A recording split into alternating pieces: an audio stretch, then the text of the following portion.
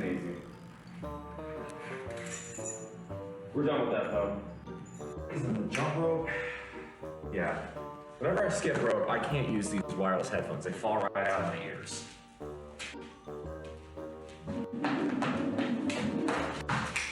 So of course, it would be helpful if I could get the rope itself not to fall out of my hands. Finish my protein shake and then we'll hit this. New name, who this? Yes, sir. For those of you who don't know me, my name is BullMuscle. For those of you who know me as Beer Battered Ag, yes, I'm going through a rebrand. This seems like a pretty good time to talk about that, so let's go ahead and talk about it. I'm a diehard Aggie. The eyes of Texas are upon you. That is the song they sing so well. Sound like hell! So goodbye to Texas University.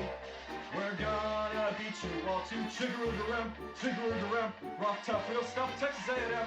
Goodbye. We get a little bit more all. So why can't I click all? Oh, yeah, there it goes. Nice.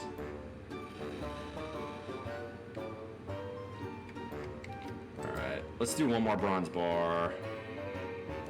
If you adopt the mindset, and this is a quote from Jacob Fisker of Early Retirement Extreme, if you know that guy, 10 points to you. But it's a quote that I find unbelievably poignant in today's era.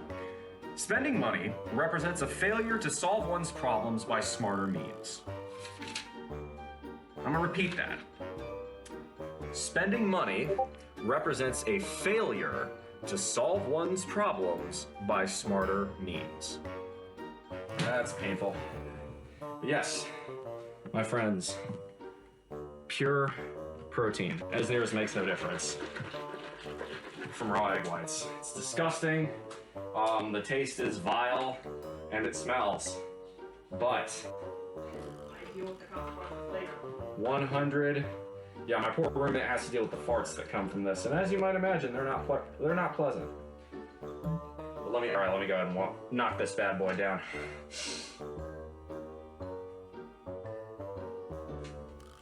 Oh, that's vile.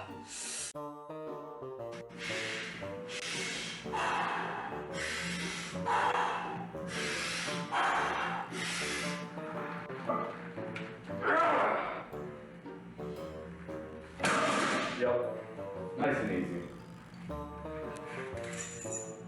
We're done with that though. The jump rope? Yeah. Whenever I skip rope, I can't use these wireless headphones. They fall right out of my ears.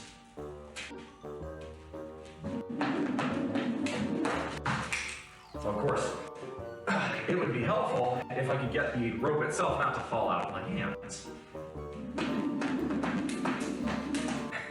Finish my protein shake and then we'll hit this. New name, who this? Yes, sir. For those of you who don't know me, my name is BullMuscle. For those of you who know me as Beer Battered Ag, yes, I'm going through a rebrand. This seems like a pretty good time to talk about that, so let's go ahead and talk about it. I'm a diehard Aggie. The eyes of Texas are upon you. That is the song they sing so well. Sound like hell! So goodbye to Texas University. We're gonna beat you all to Chigga-roo-ga-rim, rock tough, real stuff, Texas A&M. Goodbye. We get a little bit more all. So why can't I click all? Oh, yeah, there it goes. Nice.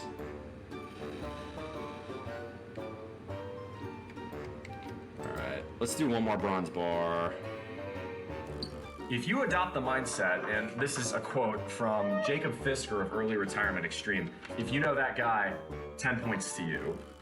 But it's a quote that I find unbelievably poignant in today's era. Spending money represents a failure to solve one's problems by smarter means. I'm gonna repeat that. Spending money represents a failure to solve one's problems by smarter means. That's painful. But yes, my friends, pure protein, as theirs makes no difference, from raw egg whites. It's disgusting. Happy New Year, everybody. Good morning and welcome on in. My sincerest apologies about that. Had to use the restroom one more time. Caffeine kicked in. Always seems to have that effect for some reason. Welcome on in, everybody. My name is BullMuscle. You're live on the show. It is 2024. We have made it to the new year. So I've updated the title of the stream accordingly, and we are going to start with press today.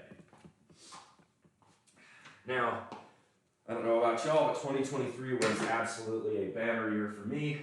Things went, well, by and large, extraordinarily well. So, for that reason, it's going to be quite a tall task to outperform how I did in 2023 in 2024. But, as the saying goes, success feeds on itself in the same way that money begets money. And as such, I expect to do very well this year. So, that's the goal.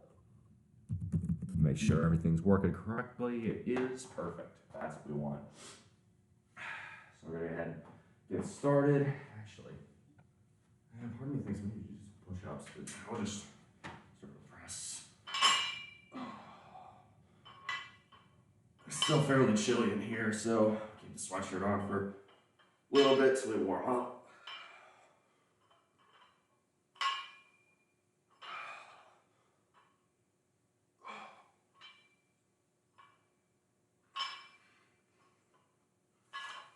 Grip.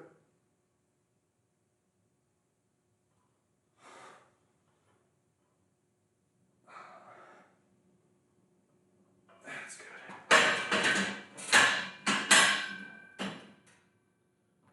All right. I'll do just a few push-ups. Not too many, just like 10.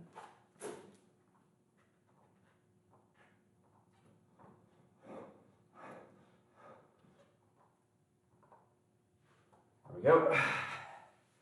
Just get the blood flowing a little bit. So I'm going to do some jump rope. See if I can use a little bit more heat. A little bit more in the way of getting warm.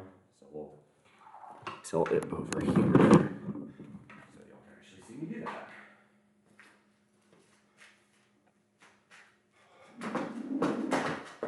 That's not started well. Let's try again.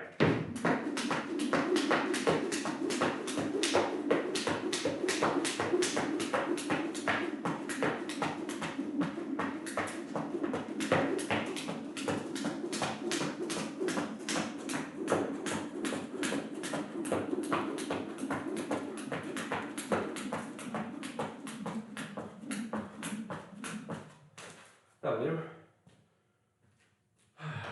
Much better. Get loose, get good. Bears on the tank bowl by doing nothing? Indeed. Packer not dead. Bungles death by Philly. Field goals and Philly choke. Oh, did I hear Philly choke yesterday? I had the misfortune of watching that game with our resident Eagles fan roommate. You can imagine she was none too pleased by that turn of events.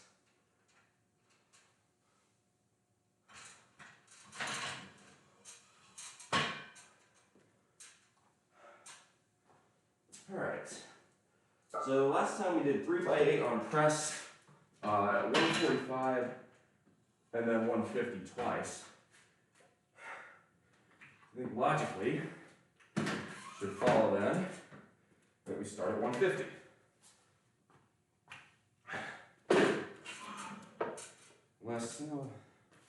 Here for a second. Do the math on this. You need to be doing at least 70% of 1 rep max. That'd be 155. Dang.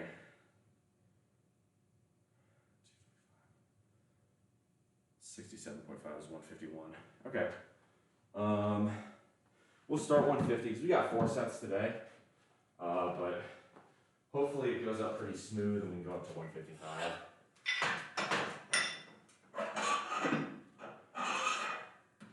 I slept well. I think it's going to go pretty well.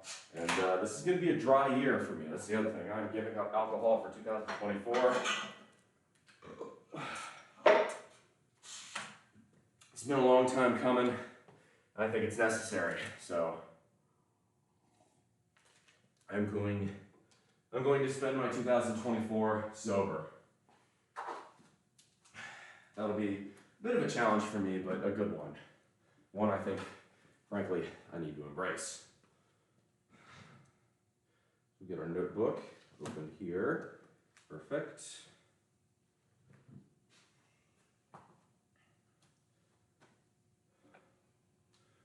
See here what we got. Oh yeah, Baltimore absolutely demolished Miami. That was wild. It was a Ravens-Fins game was like, yeah, Miami got exposed. I think there's a clear top tier of teams right now, and I think it's Baltimore and San Francisco at the top. Yeah, I know Baltimore beat the Niners pretty solidly, but I think you play that game a second time, it probably doesn't end out like that. To me, you've got Baltimore, you've got San Francisco. I would have said you got Philly, but no, Philly's got issues right now. I think Baltimore and San Francisco are the clear best teams in the NFL. The Cowboys did not deserve that win against Detroit, to say it mildly. I think even most Cowboys fans will acknowledge they got an extraordinarily lucky win there.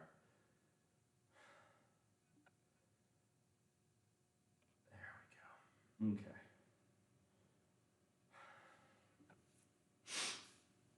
So let's start off our New Year's vibes. A little something good. Hey, good to see you, Big Game Mikey. Congratulations, Mr. Mikey, on getting affiliate.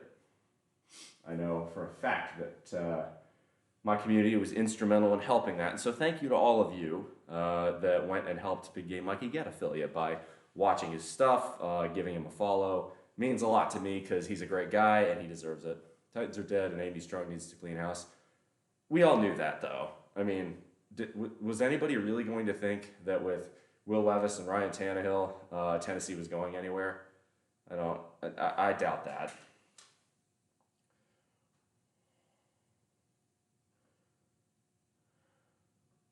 Start with Bird, my Cardinal official. Get a little hip hop this morning.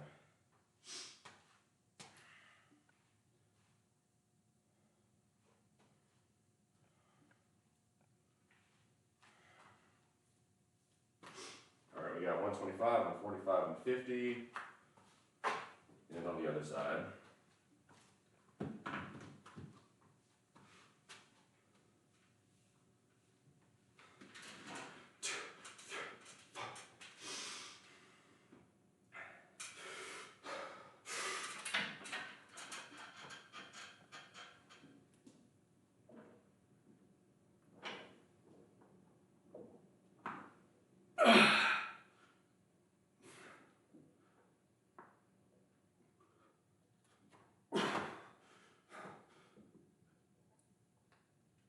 Yeah, that's not bad.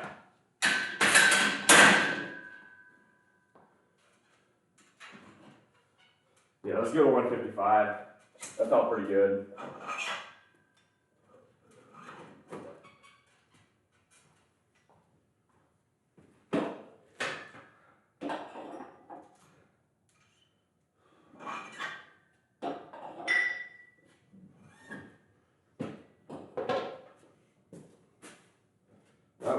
I mean, how'd that look form-wise?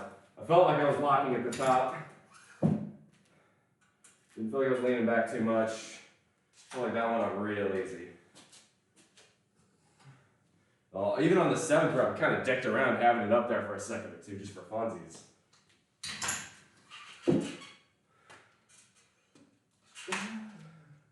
Yeah, represent.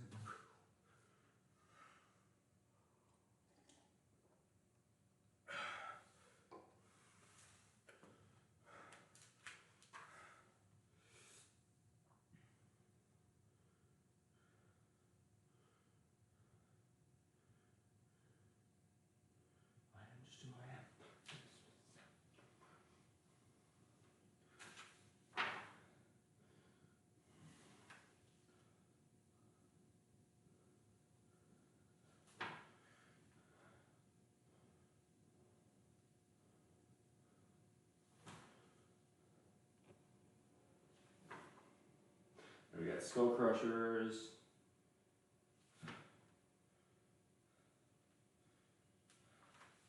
Ooh, vertical flies, that'll be fun.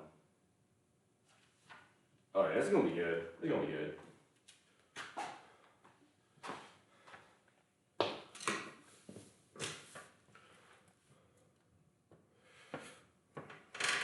I'm already feeling pretty warm. We're gonna go down one layer. It's fire.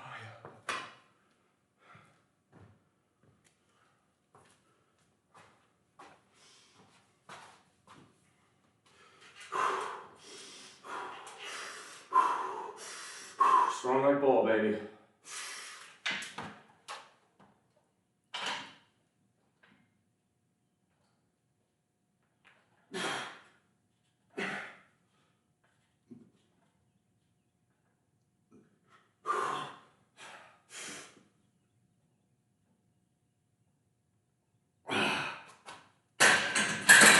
That felt pretty good. How'd it look? Hey, Jay Sunshine, Happy New Year to you. Welcome. Happy 2024. How'd that look, y'all? Pretty good?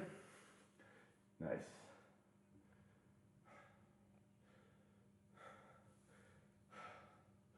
I'm getting nice and warm. That felt good. It was 155. I think I'm gonna stick to 155 for this. That'll be good. God, next week's that's gonna be tough. That'll be 5 sets of 8. I'll probably do 155 to 160. That'll be tough. But the weight's slowly but surely rising on press. I feel like that's a bit of a weak spot in my game right now. Let's go.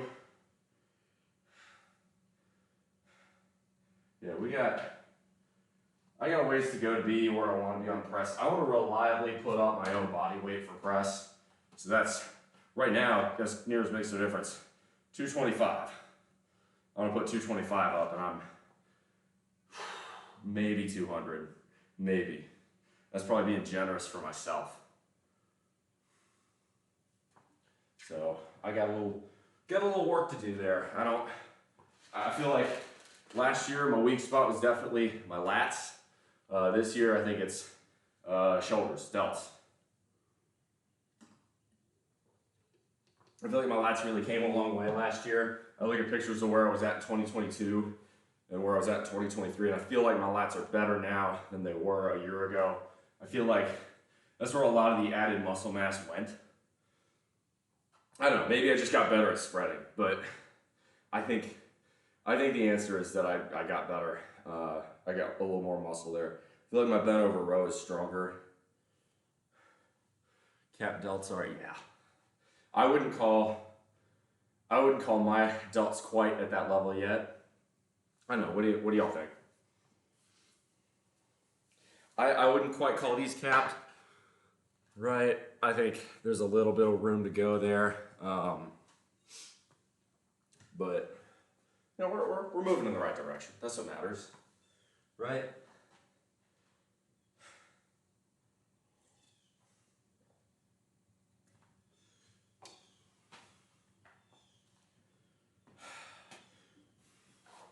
A good song.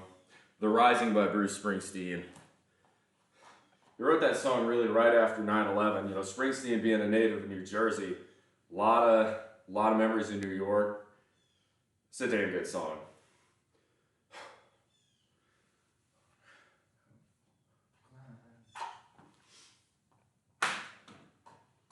All right, 155. Got 8 here.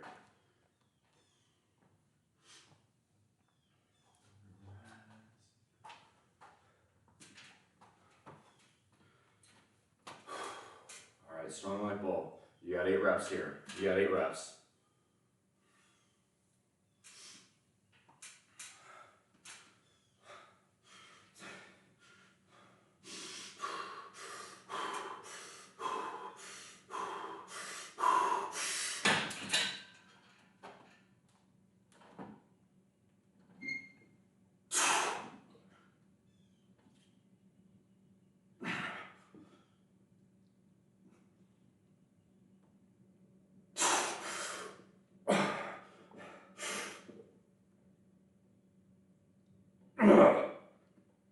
Yes, sir.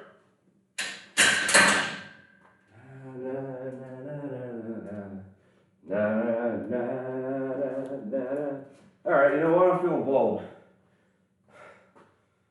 Hard work. Let's put 160 on.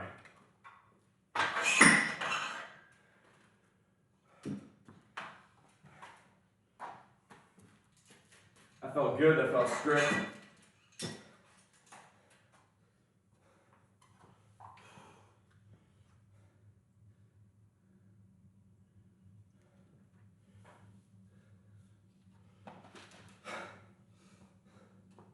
Absolutely, yeah, I appreciate that. There's only progress. There's only moving forward, moving up. You only look back to learn from your mistakes. You don't look back to beat yourself up over them.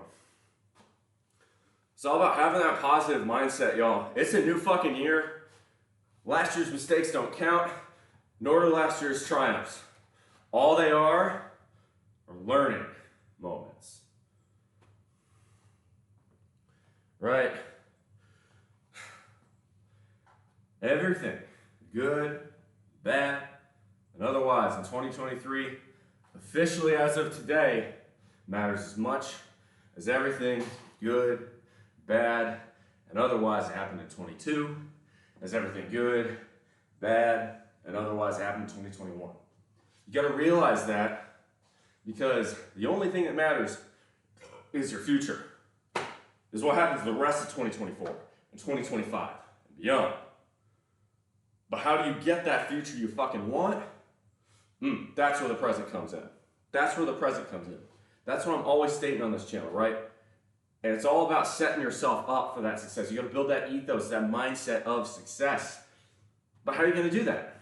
Well, you gotta have the right values. Good values are what's gonna drive that.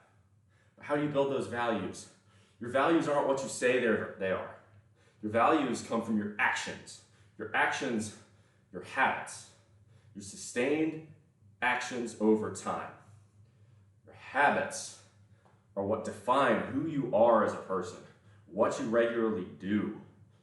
Actions speak so much louder than words. And what are habits but collections of repeated actions? So, where does this distill down to? As I've said every single time, what are actions but conscious movements made on decisions up here? You decide to eat right. You decide to lift weights. You decide to save money. You decide to be good to your family. You decide to call your mother. You decide to be a better person. You decide to sleep well. You decide all of these things. You're not a victim.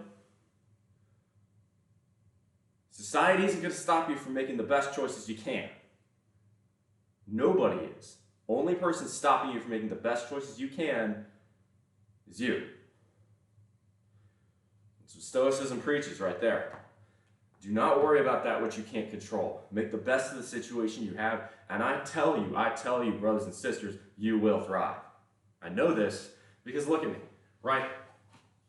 I moved from Bumfuck, Texas out here to Bumfuck, South Carolina. I could have just sat here and been like, well, nobody else likes doing weightlifting, nobody else likes doing fitness, nobody else likes eating healthy. Guess I'll just let my body go to crap too. And then feel sorry about myself. No, I said, okay, cost of housing is extremely low here, so it's financially efficient to buy one. So I did. I bought one within my price range, and I built my little garage here. Is it perfect? Is it comprehensive? Hell no. Has it got everything that I need? Yeah, it does. It's got all the basics. I did that as a decision of my own. Why do I look this way? Why do I look this way? Because I started giving a damn about what I was putting in my body and started tracking it in 2022, and I continued through 2023, and I'm damn sure going to continue it in 2024. That's what I'm talking about. I started making good decisions. Those good decisions snowballed. That's why I'm a fucking success. Really is. It's that simple. You can be probably a whole hell of a lot more successful than I am, frankly. Every single one of us, you, me, and everyone around you, we were all put on this earth by the Almighty to do something great. I believe that, I really do. It's your mission in life to figure out what that thing is and pursue it relentlessly, because you don't get a second chance. What's it gonna say on your fucking tombstone? What's it gonna say? Is it gonna say, who was this person, right? Who were you? What was your ethos? And how'd you define that through your values? How'd you define your values through your habits? How'd you define your habits through your decisions? I should put a new step in there, really, because it's not decisions forming habits, it's decisions forming actions and actions forming habits. You get the point. All right, let me set myself up. I got one more set on this. This is going to be 160, so this is a little bit harder. Flapping my gums too much. Maybe that's something I need to work on, being a bit more laconic. Leg workout for the first time today as health allows me to now. Let's go! All right, first off, I got some shout outs to pass out. I mean, you and Big Gay Mikey are pretty well known in my community, but it doesn't hurt. Lesbian hot sauce.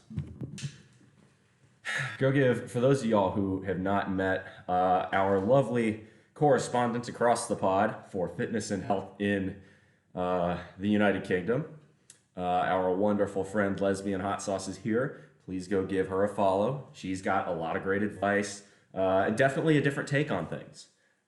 She and I don't necessarily see eye to eye on everything, but I really respect her, and it's been very great to get to know her as a person.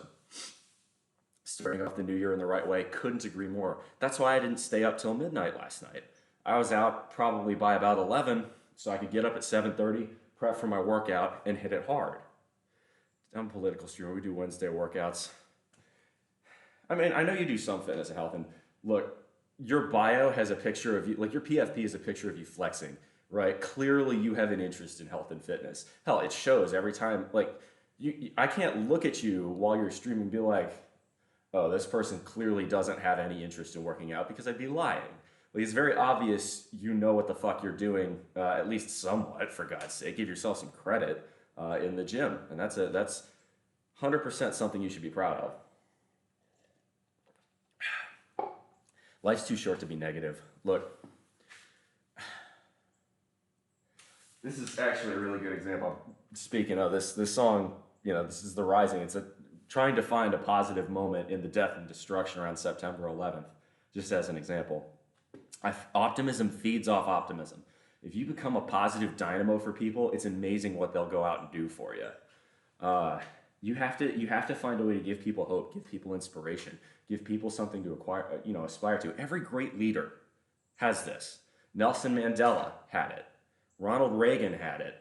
And a lot of people don't like Ronald Reagan, but I'm putting him as an example because he had that terminal optimism that, frankly, probably did a good job at disguising some of his worst policies because he was seen as a very optimistic person. Winston Churchill had it in the depths of the war.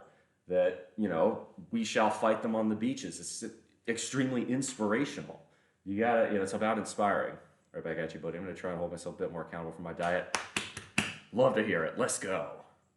I think you and your community will be super helpful for that. Absolutely. And I'll tell you something too. When you make a goal public, it's so much harder to shirk it. So much harder to shirk it. That's why I showed y'all mine yesterday. And if y'all want to see pictures of mine, please just ping me for it. I will post my goals in my Discord server.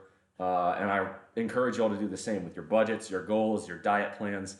Because when you share it with people, not only are you holding yourself accountable to the public, but you're asking the public to take a look and give you advice, and they may give you useful hints and tips that you would have never thought of. You have to humble yourself. It makes you humble yourself, because I am not arrogant enough to think, right, I've been lifting for 15 years, since 2008, since I was, an 8th grader in middle school. But I'm not arrogant enough to think I know everything about the sport, that I know everything about getting my body in perfect shape. And the reason is very simple. I'm not in perfect shape.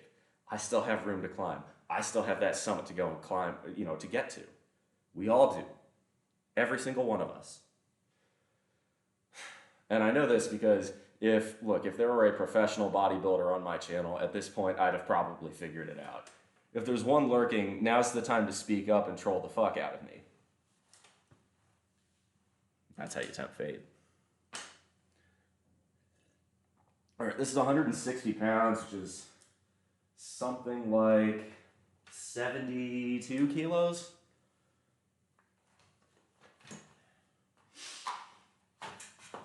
Strong like bull, baby. Let's go. New year.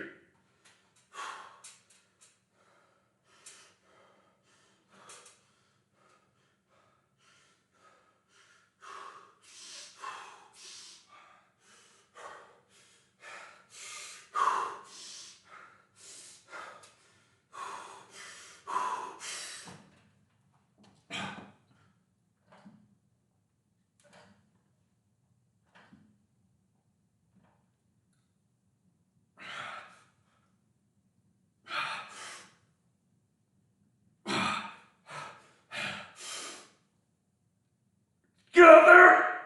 Yeah, baby! Yes, sir!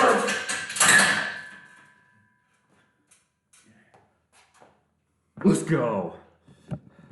I'll tell you something. So now while I'm doing those shoulder presses, I got that staring at me. And you better fucking believe. That absolutely amps me up. Get strong. You're a proud warrior should your country ever need you.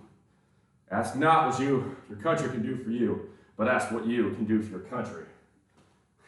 This is the one. Now, I love people of all political opinions, but if you are a ratty anti-American, oh, get the fuck out.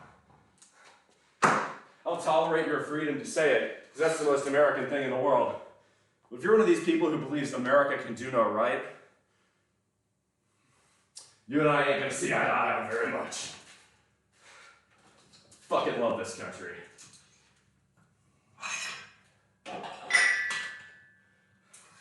And if you understand, and it takes a certain level of thinking to get to this point, but it's not a particularly high level of thinking. It's about, first off, now we're gonna do behind the neck. Let's see, what was that? So we did behind the neck at 135. All right, let's try 140 for 2. So it'll be 140 for 3 lightly. That's not too hard. But you gotta remember, right? And this is something it took me a really long time to get to this level of thinking. Frankly, I should have gotten here earlier in life than I did. But it was understanding someone's background to understand their point of view, right? There's a friend of mine in my service. She doesn't talk as much as she used to, unfortunately. I miss her. I hope she shows up again. Who's originally from Serbia, right? So her family survived the Balkan Wars, the breakup of Yugoslavia, and obviously has some pretty strong opinions that we basically don't see eye to eye on almost anything. But I respect her opinion and understand why she feels the way she does because of her background. Similarly, yeah, you're goddamn right I'm patriotic as hell. I was born in a U.S. military family. I mean, for God's sake, my dad made general before he died, and the reason he died was his service of his country. Now, Uncle Sam will never admit that, and I understand why, but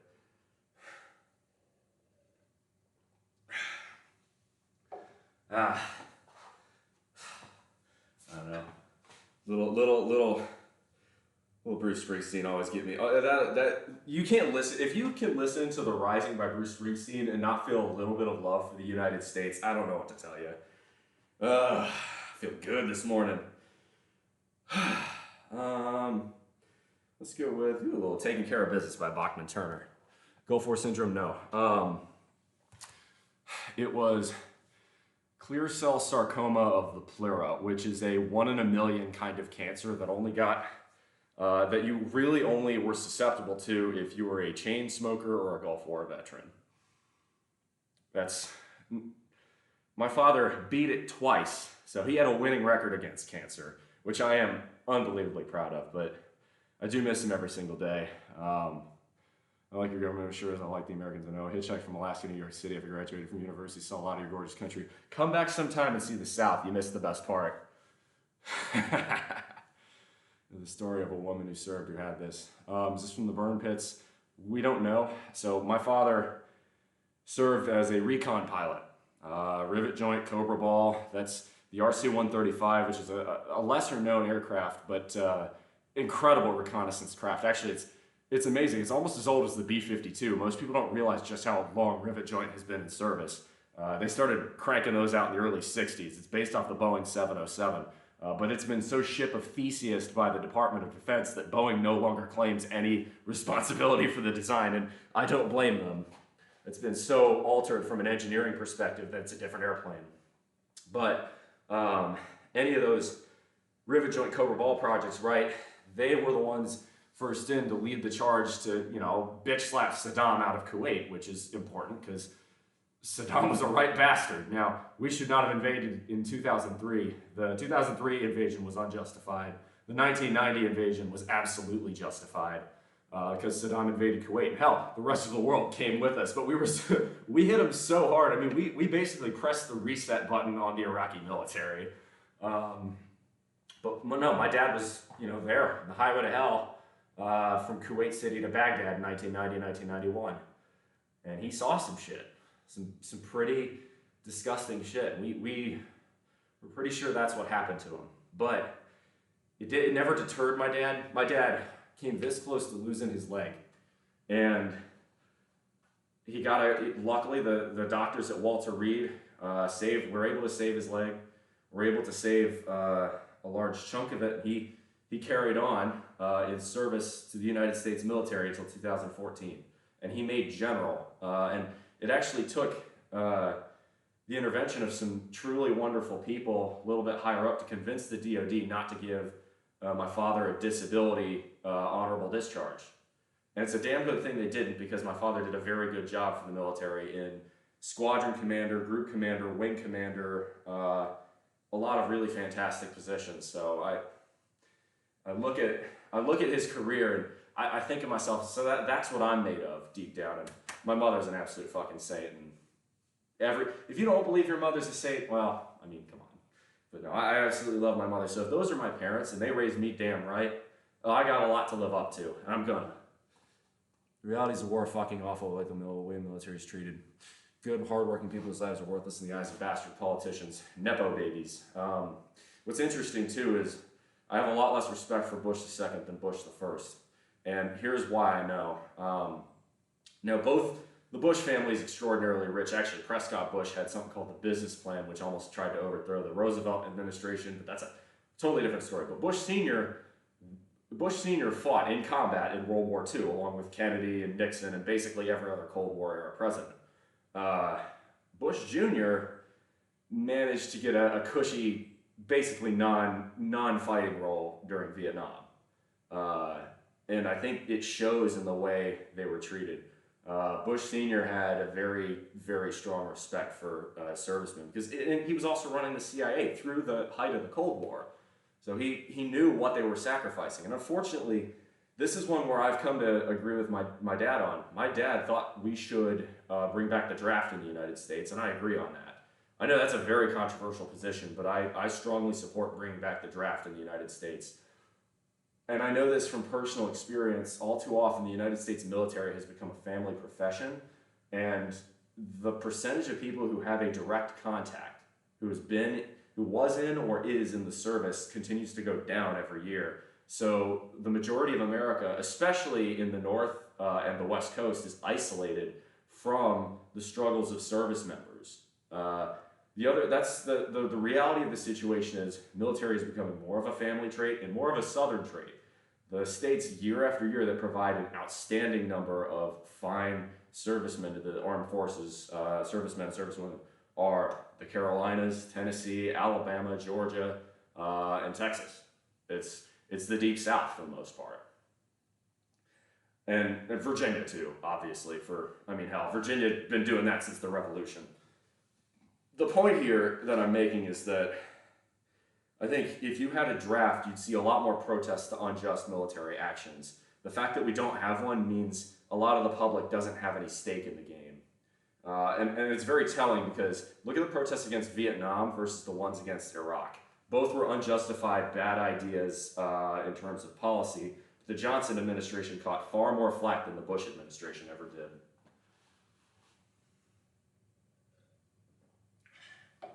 In this regard, I consider Nixon and Obama to be sort of in the same boat. They both inherited the war, did not start it, but had troubles ending both of them.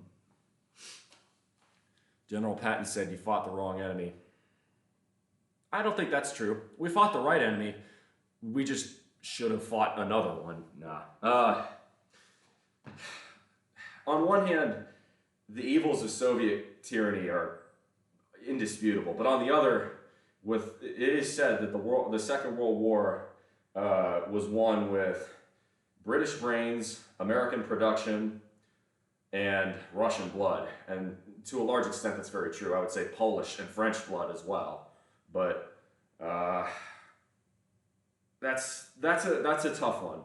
I can't deny how evil a man Stalin was, but without Stalin, we probably see a much, much bloodier World War II in the sense of, I mean, that Eastern Front was brutal in a way that nothing on the Western Front could compare to, in both World Wars, frankly. All right, I got a set. Let's go ahead and let's get this going. I'm going 40. Oh, shit. What the hell? Why is... There we go. It disconnected from my headphones for some reason. Draft is a complete loss of liberty. Understand it. The tree of liberty must be watered with the blood of patriots from time to time. Thomas Jefferson said that. I'm paraphrasing, but you get the idea. All right, here we go.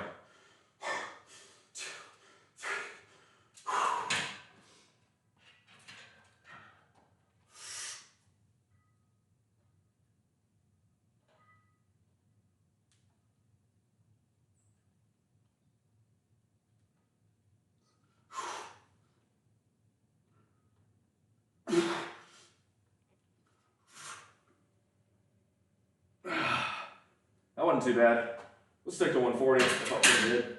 I had a couple more reps in the tank, which was supposed to be RP 6 to 8.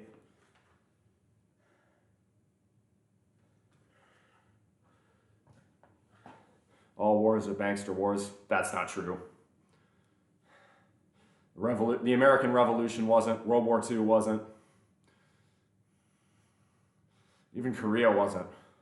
The reason we had the Korean War is because Kim Il-sung and all of his cronies, backed up by the Soviets and the Chinese, pushed past the 38th parallel. Then we kicked their dicks in, pushed them all the way back almost into China, and it was only because Truman had the good sense, or maybe not, to listen to MacArthur and not nuke an entire wall of radiation between China and North Korea. Maybe its lack of empathy would occur to Europeans being so separate from the atrocities and devastation Europe experienced. There's probably some truth to that. No, make no mistake, okay, I'm very much anti-war. But when you go into war, you gotta do it Sherman style. You gotta do it MacArthur style. Total and complete domination it's the way to shed the fewest lives. It's the same reason people get on Americans' case about the atomic bombs being dropped. The actions taken at Hiroshima and Nagasaki, controversial though they may have been, 100% saved lives. They were necessary. If you look at the atrocities the Japanese committed in that war, at Nanking, in the Philippines, in Burma, in really any, pick a Southeastern Asian country. They were never ever going to surrender the homeland without a full-scale invasion that would have killed far, far more people than the two bombs ever did. Post-conflict DoD was enough for me to personally realize that war takes so much away. Absolutely, couldn't agree more. No, it really, in almost every instance, war is the result of failures at the political level. Sometimes it's necessary. When you get a Hitler in power, you have to stop him through force, and genuinely evil people like Hitler only understand force. But that's a very rare event, and thankfully one that's progressively less rare, or progressively more rare as history goes on. I'm very optimistic on that front, that we are going to see more peaceful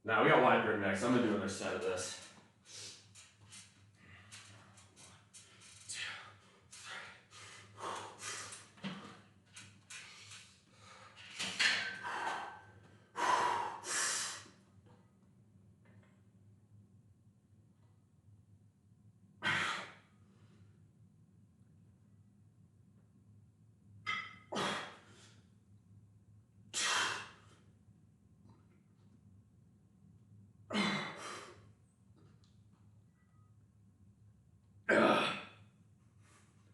It's not too bad.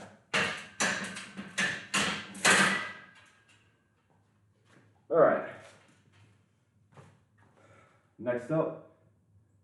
Oops. I did that wrong. We got on wide grip press next.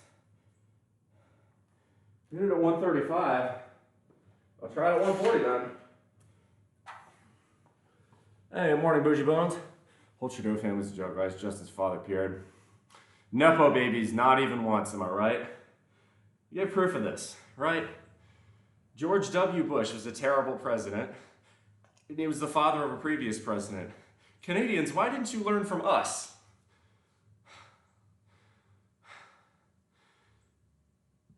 No retreat, good to see you. Welcome on in. No retreat, no surrender. Bougie Bones, good to see you. Good morning. Nearly jailed Keith Richards for Trump heroin position just to get back at him for partying around with his wife. That's funny as hell, and that sounds absolutely like something Trudeau would have done. Nah, Trudeau's a clown. And look, frankly, we have a senile old man in our presidency, and somehow Joe Biden is more respectable than Justin Trudeau. Do better, Canada.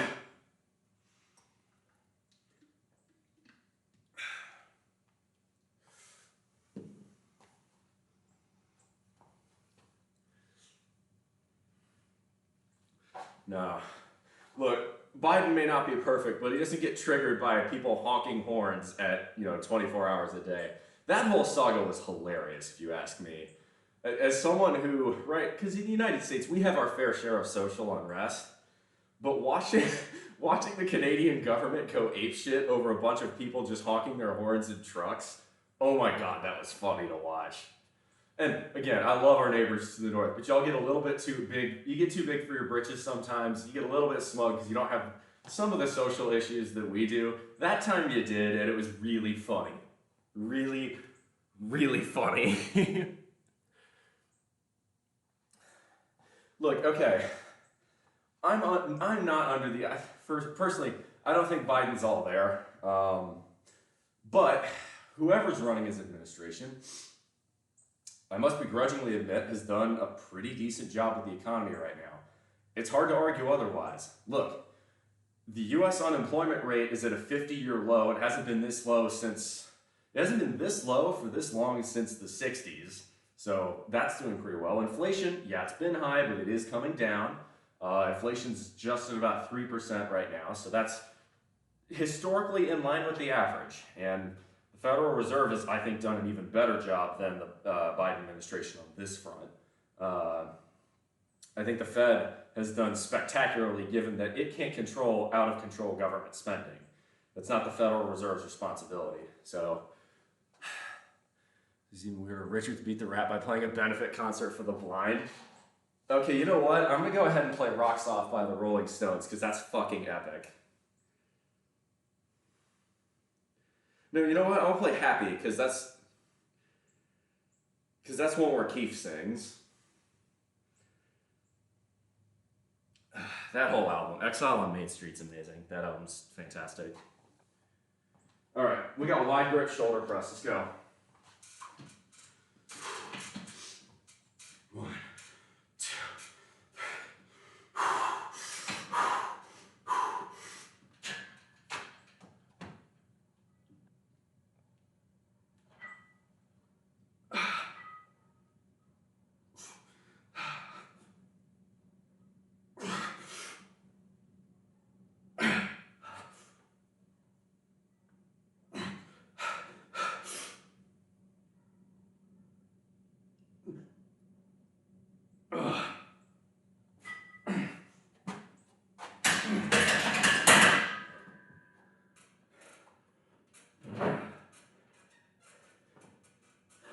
Being out of the rack there's a bitch for wide grip.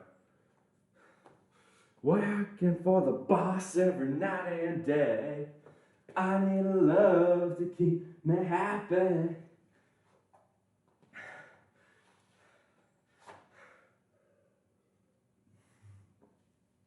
All right, so we've done 8 sets of press, 4 sets main, 4 sets variations. We've got 2 more sets of variations in the wide grip.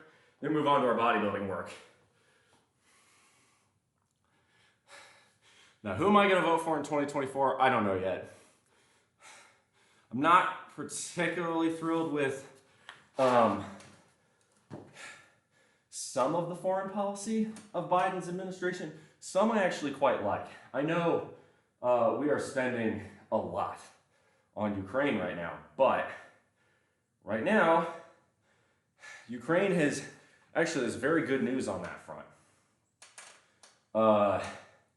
Ukraine has basically eliminated any operations of the Russian fleet on the western half of the Black Sea. And that is enormously huge because why is Ukraine so valuable? Ukraine is the breadbasket of Europe. The amount of wheat Ukraine exports due to its inherently very, very, very fertile soil cannot be understated. Really, the only time Ukraine hasn't been a massive exporter of grain is, well, when the communists fucked everything up in the early 30s. But with Ukraine, they have managed, because they kept sinking Russian boats in the western side of the Black Sea, the Russian fleet has moved off of the island of Crimea as its home base. Their new HQ is not even in Crimea anymore. That is huge. I mean, that's beyond huge. That is a massive win for the Ukrainians. Now, I don't think it would be wise policy for the Ukrainians to try and retake Crimea because it's majority ethnically Russian, and even if you do take it, you're going to have a basket case of a province stack to deal with. But that's a decisive blow in favor of Zelensky and the Ukrainian army, the Ukrainian navy. So good job on them. Biden is clearly the lesser of two evils. I think the federal level American democracy is a bit of a sham. Well, okay, so it is and it isn't.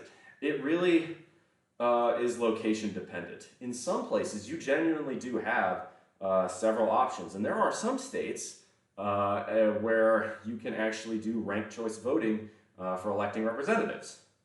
Now, in others, it's a de facto one-party state. For instance, in California, realistically, your true choice is the Democratic primaries, and even in some cases, those are more or less extremely tilted. Now, the same can be said here in the Deep South. For the most part, you're not going to see a Democrat win here. It's going to be primarily Republicans. Federal level for president is bollocks. For local, it seems much better. Again, I think it really is location dependent, but the federal level, so the presidential elections, they are good and they aren't good. I get why we have the Electoral College. I'm not convinced we should keep it. Now, with the primaries, this is actually pretty interesting here. So, as you all know, I'm a resident of the Palmetto State. That is the state of South Carolina. Because Joe Biden won in 2020, Joe Biden got a huge boost to his campaign from old man Jim Clyburn, that is Representative Clyburn of South Carolina.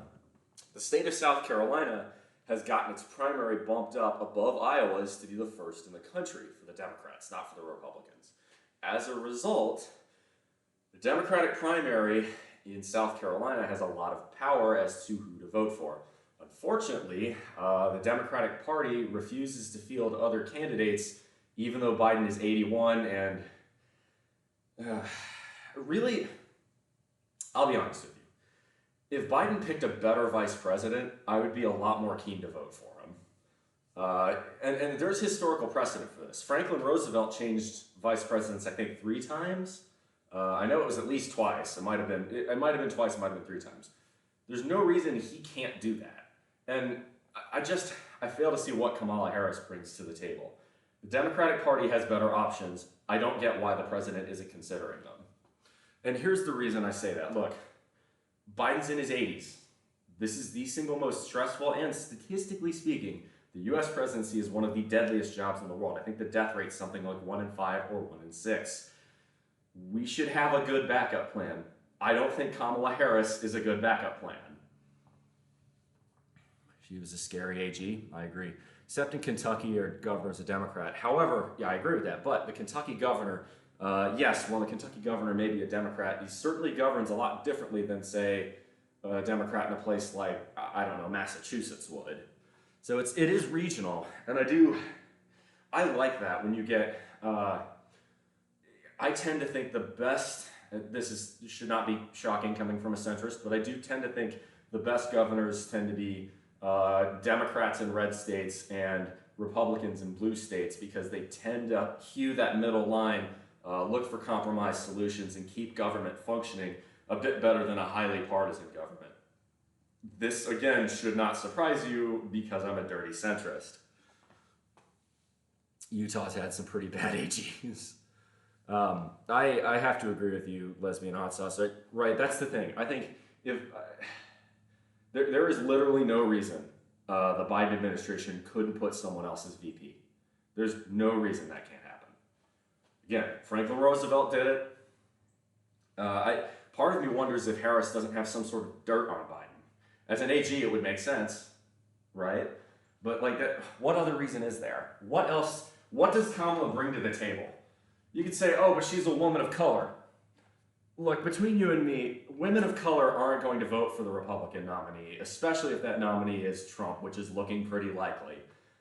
So you're catering to a voting bloc that's already going to come out in force for you. I don't want to be mean, but that's kind of true at this point. You got to cater to the voters who are on the fence, and unfortunately, that means you might want to pick a VP that's, well, frankly, ignoring the demographics aspect of it for a moment, I would just like a VP that's fucking competent, and I don't think Kamala can do that. Look, Biden's old as hell, so I get why he sometimes rambles a little bit. What's Kamala's excuse for putting out word sausages all the time? All right, let's go. Now, for the Republican side, I actually would love to see Nikki Haley win the nomination. Nikki Haley was previously here in South Carolina. I actually think she did a pretty decent job, all things considered.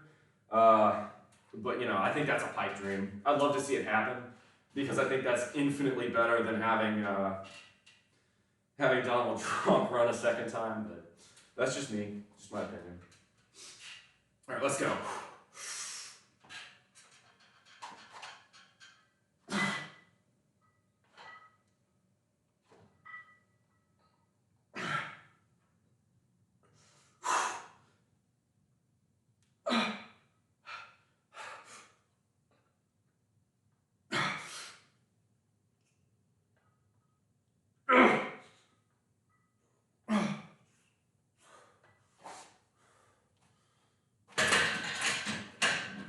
Now, I want to make sure, I want to clarify here, okay? Nikki Haley is not perfect, but Nikki Haley kind of has the same Romney-style energy of conservatism that I much prefer to Trumpism.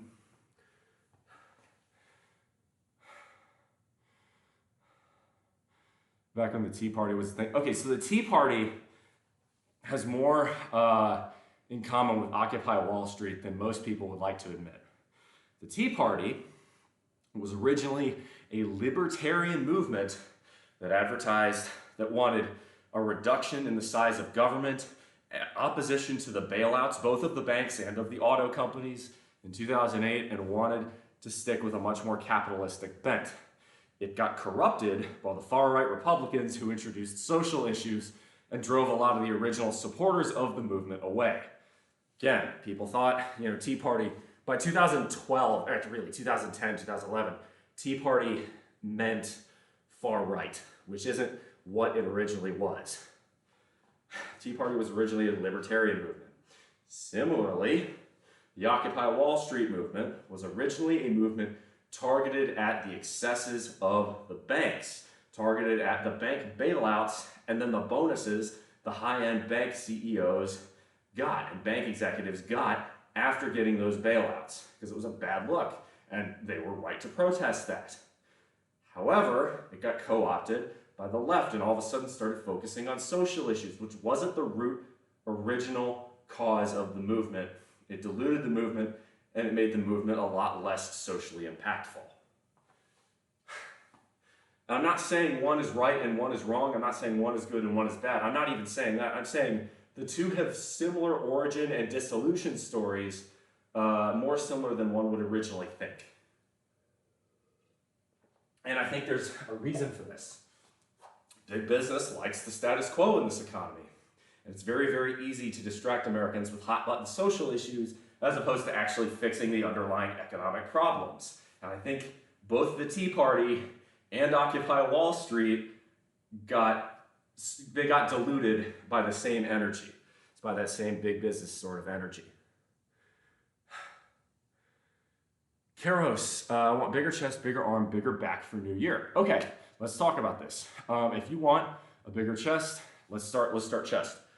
The best exercise for the chest is the bench press. Start benching. I recommend if you want bigger, we're talking muscle size, I recommend sets of between 6 and 12. Any more than 12, you're getting towards the hypertrophy set. Maybe do a burnout set at the end, but honestly, for hypertrophy, you're better off with chest flies. Any less than 6, and you're training really well for strength, but you're not quite training as much for muscle mass, muscle size. All right? Second one, so we talk chest, let's talk arms. Pull-ups, chin-ups in particular. Chin-ups, you get your biceps big. Triceps extensions, right? Behind the neck triceps extensions like this. You can do JM press, you can do skull crushers. Those are really, really good for your triceps. Dips, of course, if you have access to a dip bar. Dips are fantastic for your triceps. Those will work your triceps. Biceps and triceps are what you mean by arms. Forearms, for the most part, you could do wrist curls. That'll work your forearms, get your forearms a little bit bigger. Back is gonna be mostly pull-ups, right? Deltoids. It's gonna be to a lesser extent your traps, the backs of your traps, but other really good back exercises, right? If you wanna have that sort of Koopa shell, right? Where you can see your lat muscles, when you spread them, you see your lat muscles on the sides of your chest, like this. If you want to get that, bent over rows, really good one. So that's the base. That's the basic ones. Bench press doesn't make bigger chest. It can. Again, it depends on how many reps. Bench press doesn't make bigger chest. I think my chest is pretty big, and the reason it's pretty big is because I do a lot of bench press. So, do you think my chest is small? There's my question to you. Yeah, I couldn't agree more with that. A lot of the bankers, the bankers got away with criminal activity in 2008. I agree with that. And what's funny too is that an OG Occupy Wall Streeter and an OG Tea Partier will agree on that basic tenet.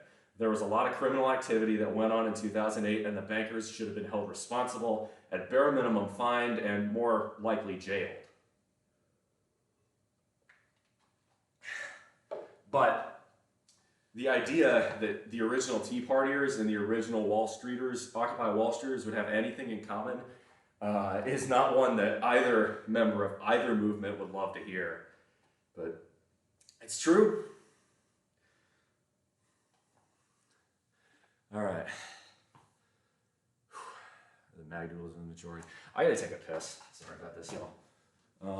Actually, excuse me.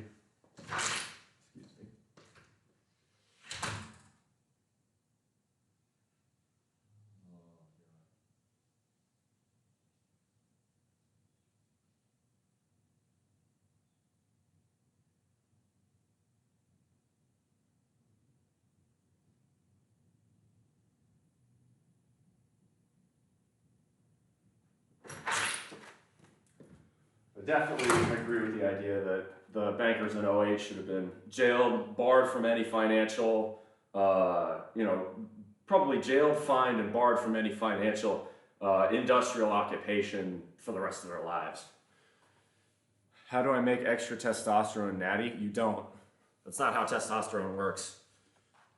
you have what you have unless you want to take extra testosterone. Supreme Court's going to be the wild card for Trump's campaign.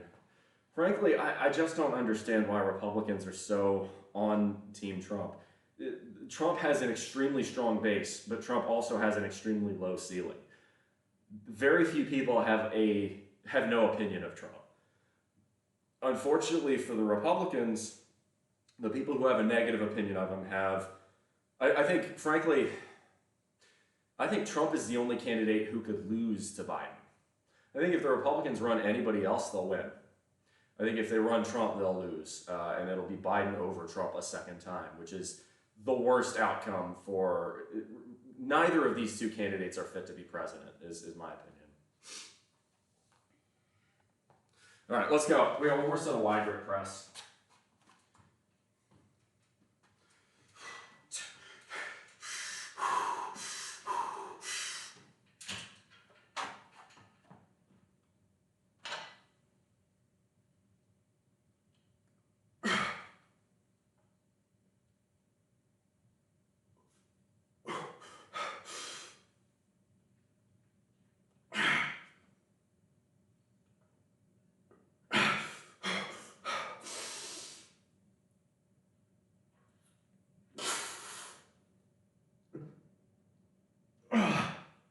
Nice.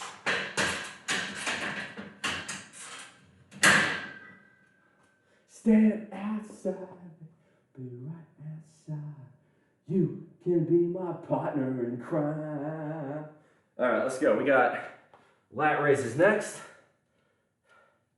Roll, coming to tumble and dice.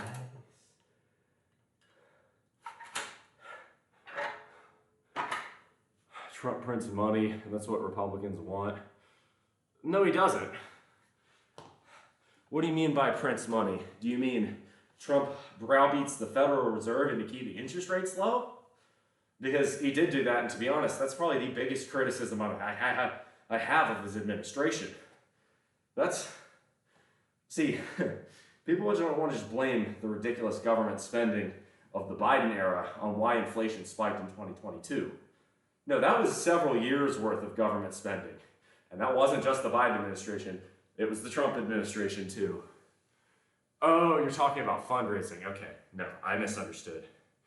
I mean, if you think the whole thing's just a grift, which I can't blame you for thinking that, but I don't think that's true. I think the rest of the GOP knows deep down that anybody else has a better shot at actually winning than Trump. The problem is the GOP doesn't know how to control the rage from their base, because it's a monster they created that Trump now has a hold of if they nominated someone else. Because Trump will never back down. He's a narcissist. The idea, he can't be seen to lose, ever, you know?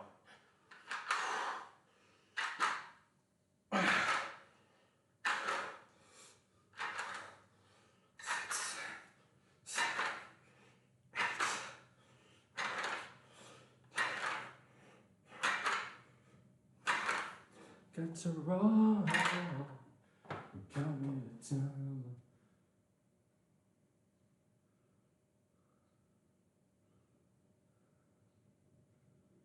Alright, so we got, what else we got? We got skull crushers, lat raises, triceps extensions,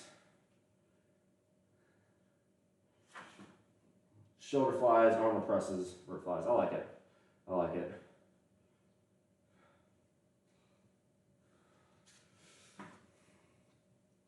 Keep on rolling. So we need to change the weight on this.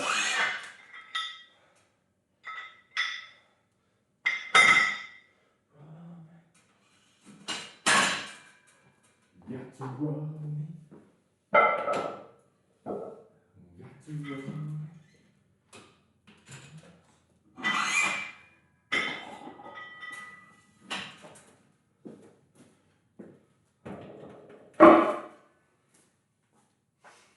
So we're doing triceps extensions. Not triceps extensions, excuse me, shoulder. Wow, that talks. skull crusher. And get the weight here. And we're going to want, I think, 100 pounds for a claw rubber. Would be good. Go here. And get my watch off just because to get proper wrist flexion, you don't want anything on it. Here.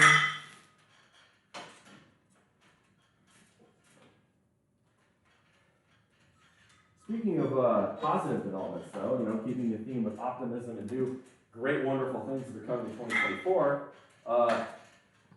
Mickey Mouse is supposedly entering the public domain next year, which is fantastic because Disney doesn't need to continue monopolizing as much intellectual property as they do. Patent law needs IP law needs desperate reform in this country. That's what I actually strongly believe in. All right. Oh, that's not happening? You don't think so? Disney just got the law changed? You're probably right. I hope that... that's cynical and a little bit depressing if that's what happens, Big Game Mikey. You're probably right, but hey, Mikey, it's New Year's Eve. It's New Year's Day. Let's be optimistic.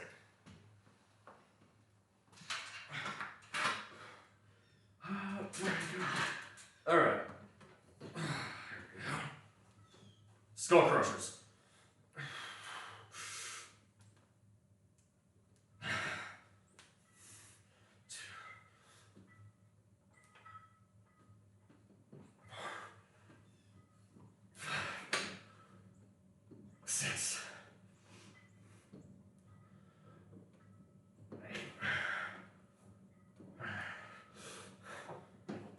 Come on.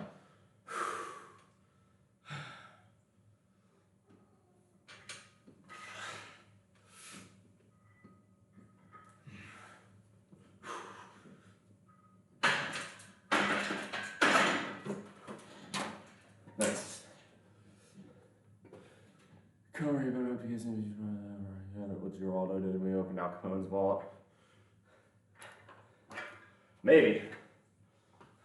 I think the idea of impeaching Biden by this point is stupid.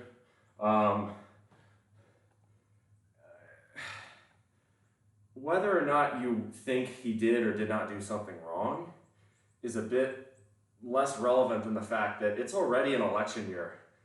What's the point at this point? It was like trying to impeach Trump in 2020.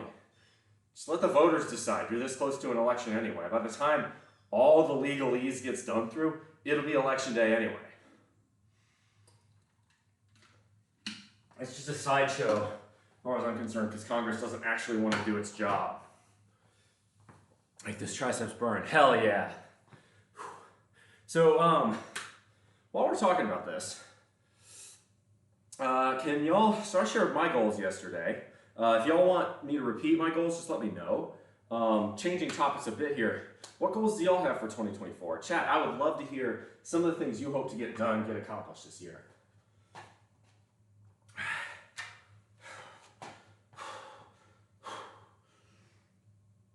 Just go to 45 degrees.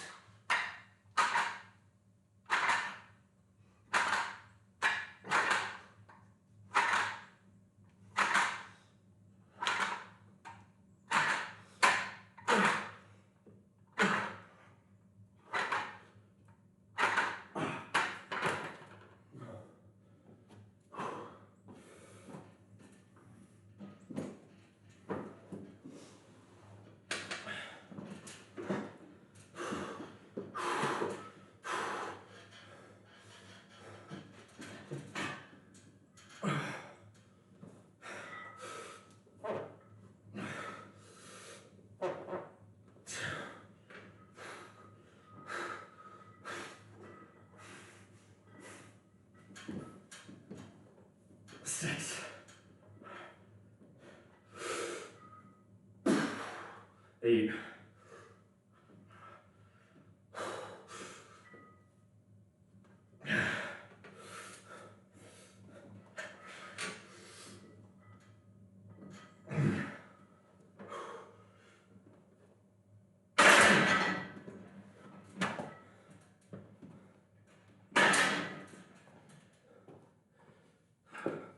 job for me, which could be a reality in a few weeks. Hell yeah. Eros Gamer, Happy New Year to you. Something wrong with hold everyone accountable. This isn't about playing favorites.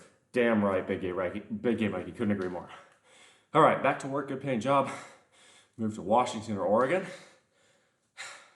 I think with all those tech skills you're teaching yourself, you could very well see yourself in Seattle pretty soon. Start working out regularly. Yes, love to hear it. Getting to a financially sound space. Love those 4 goals, bro. I hope you get all 4. Some other goals include a potential new ride or getting into the dating scene. Hell yeah, Big Red. Hell yeah. Good luck to you, my main man from Kentucky.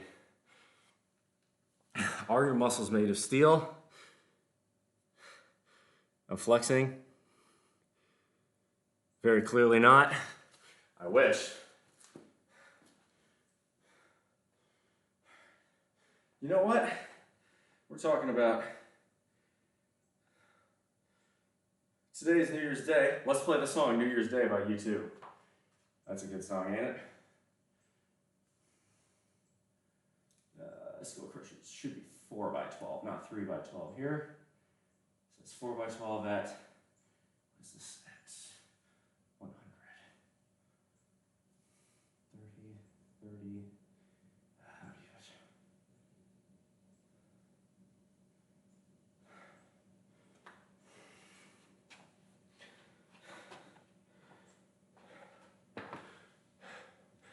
it? You create a commodity goal to get me into a Superman cosplay. That's not a bad idea. Throw that in the ideas and feedback channel in my Discord. You know, stuff like that, that's one where I'm gonna demand on, or I'm gonna feed off of community demand. If you guys have ideas like that, that's where you post them. And if they get a lot of traction, I'm in, right? But I'm not gonna be your dancing monkey unless you give me a reason to be your dancing monkey. Glutes of steel. You know what? Poink, poink. Very much not made of steel. But they're certainly fairly strong too.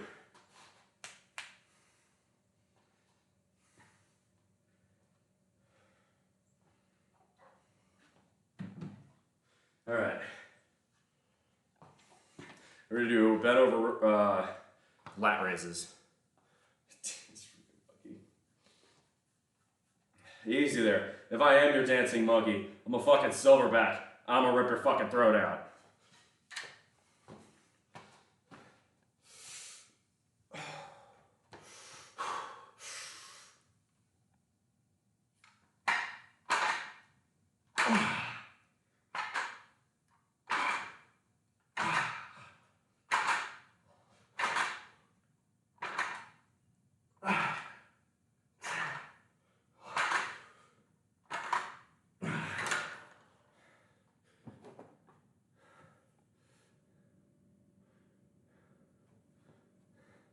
That's true. If you really want the monkey to dance for you, there you go.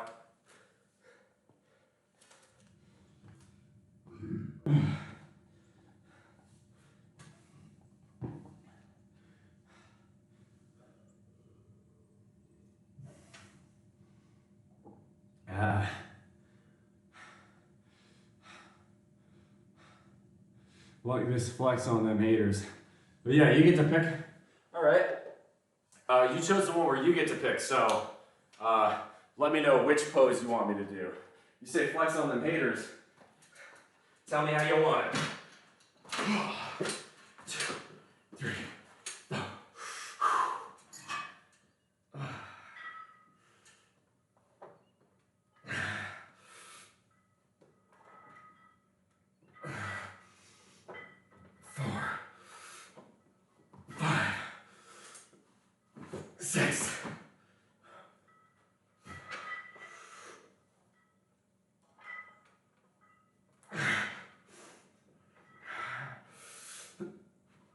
Come on.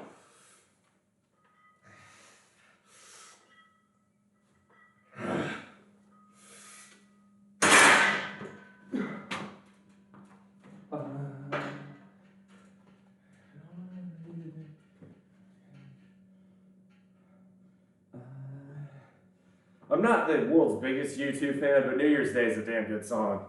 Definitely playing it today. You want the last spread? I'll give you 2 for the price of 1 then.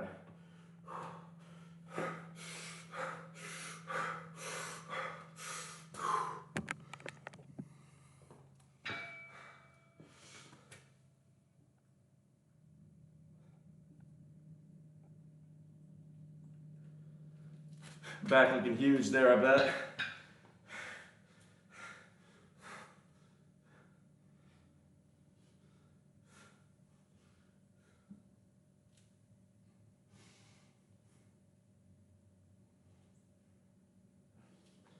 How about that? Not bad?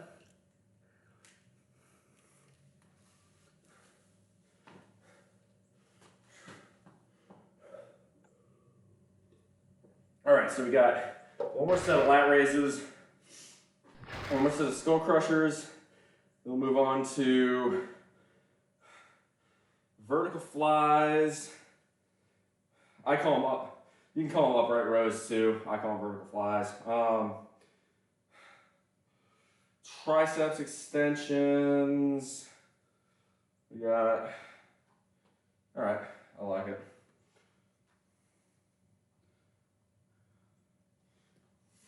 Cool. You squash your grip with your back? Oh, I sure think so. Hey, no retreat, no surrender. Thank you very much for the follow. Appreciate that. Welcome to the bullpen. What's the cosplay idea and ideas? I appreciate that. Thanks for the follow, man. Every single one counts. Y'all, we were really close. I think we're just a tick under 1,900. I'd love to hit, I'd love to smash 2,000 by this year. I kind of wanted to make that a 2023 goal. We didn't quite hit it. I don't care that much, but I'd love to get past 2,000. I care more about the number of followers than I do about, and the number of viewers than I care about the number of subscribers or anything. I ain't in this for the money.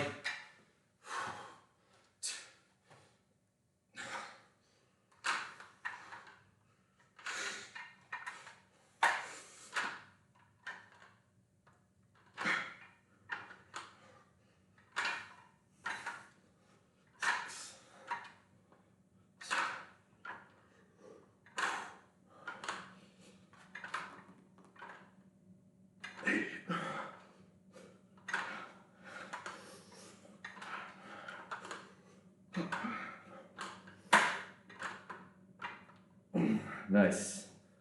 All right. That's a good song. All right, I need another song.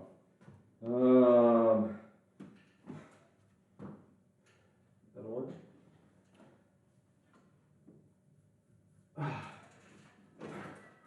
All right, come on, triceps. 2, 3. Oh.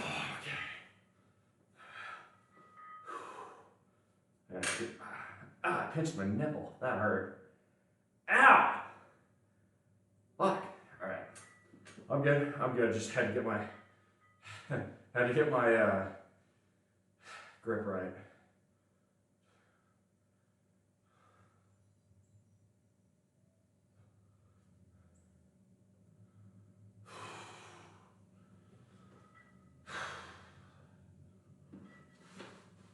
One, 2, 3, 4, 5, 6.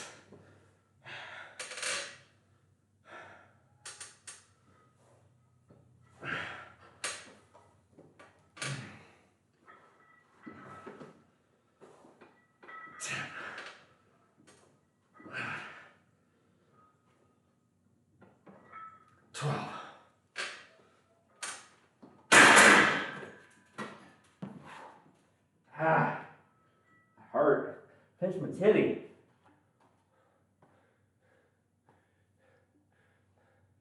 Yeah.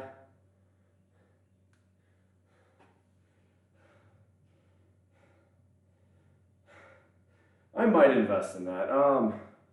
I'd say best to hold off on that until I figure out what the streaming setup's going to be. I think it's best to operate under the assumption that I'm moving at some point this year, and I don't know what scenario will look like beyond then.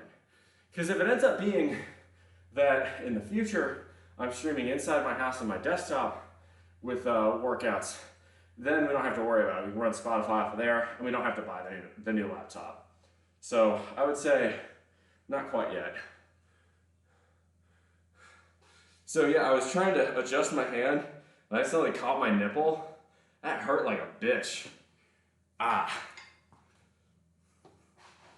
Yeah, my laptop's just not quite. Honestly, I think I gotta figure out if there's a way I can maybe boost the RAM or something on my laptop before buying a brand new laptop. That seems a bit silly for such a niche application of my stream. I should look into that. I should look into upgrading this one before buying a new one. Maybe there's a way to do that.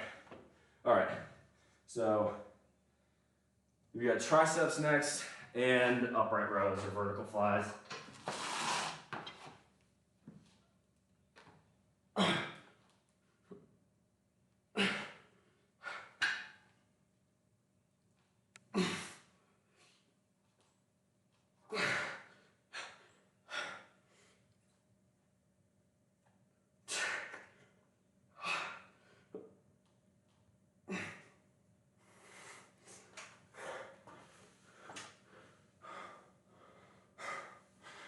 Two PC streams is pretty good through, especially if I'm chasing better games. Yeah, gaming's not really the top of my priority at the moment. That may change next year, depending on how we do our upcoming streams. Alright,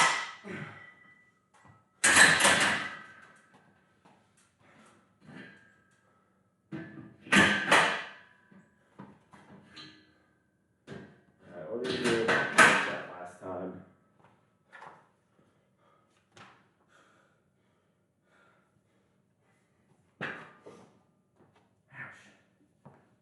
Good.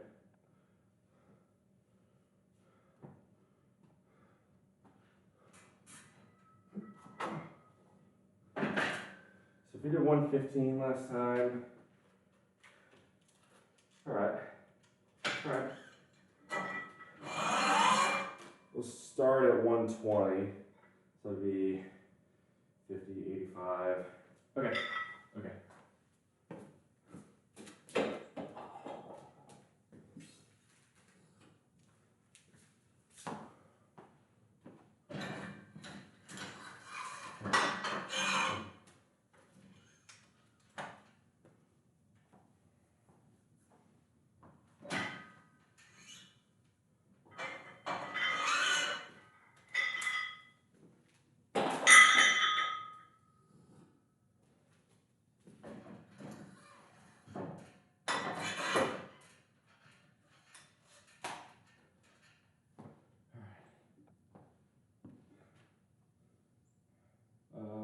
Tricep stitching 4x12 at 55.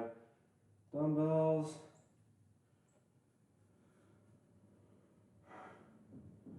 And this will be at 120 to start.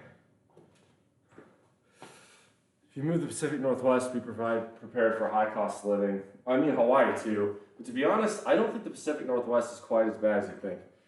Cult of personality by living color, since we've been talking a lot about the political sphere. One of my favorites, absolutely. That made it onto a political compass meme I did on Reddit a while back with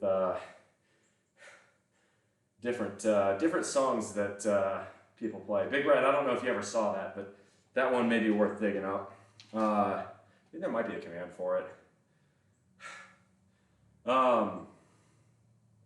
Yeah, Capra, remind me today. We can figure that out and figure out the whole shout out thing today. I should have the time to get that done.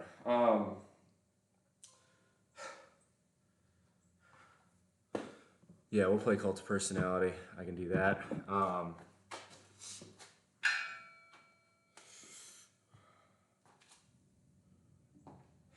Living Color. That's a color with a U, because I think they're British.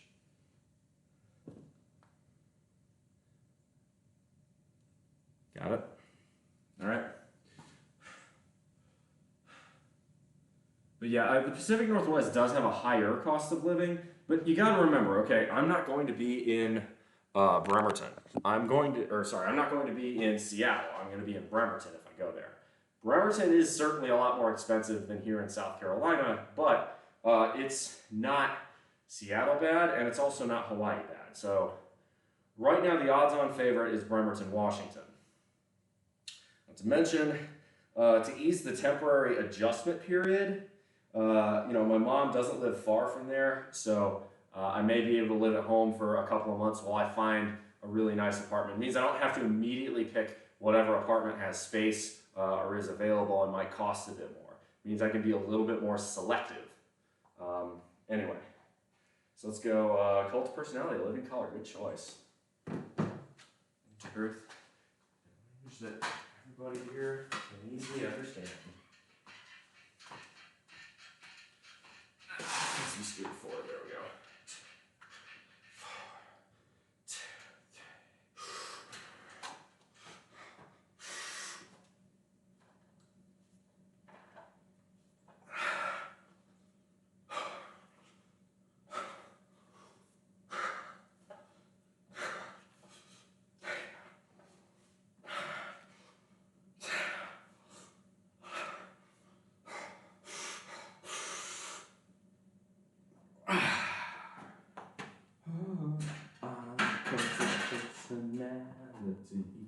That's not bad. That's 120.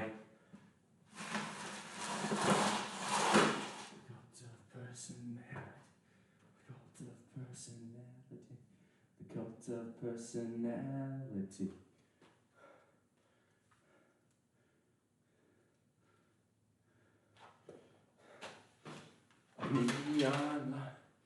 Need to find a weight rack now? Hell yeah. Definitely. Look for them used. I got this thing used for $100.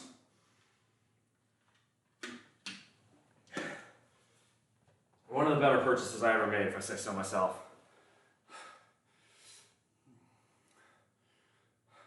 The New Yorkers? Really? Then why'd they choose their band name to be Living Color with a U? Right, because if it was Living Color or just C-O-L-O-R, I believe it was American. But it's Living Color and there's a U in it, which is that's usually something you only see in Queen's English, you know? Right, my apologies, the King's English. I don't know, can we just like pretend Elizabeth II is still around? Because I don't really like the new British, I don't know, I don't really give a shit about the British monarchy, but like, I don't know, Elizabeth II just kind of seemed like she was going to be there forever. She kind of was. Whatever. Here we go.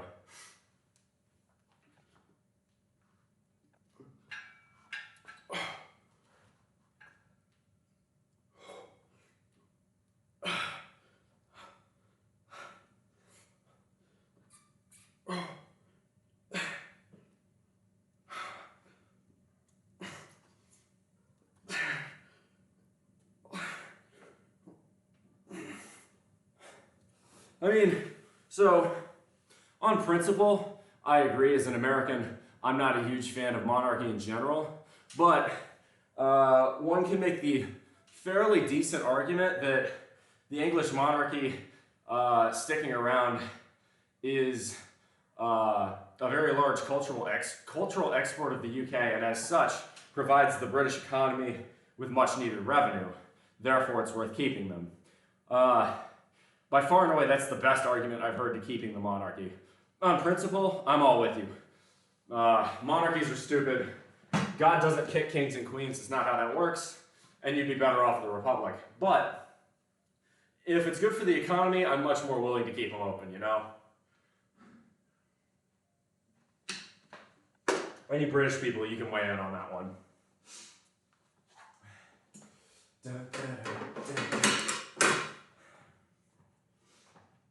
Whatever keeps the economy humming is more or less my pick there. I'll be practical. You gave me fortune. You gave me fame. You gave me power in your God's name. I'm every person you need to be.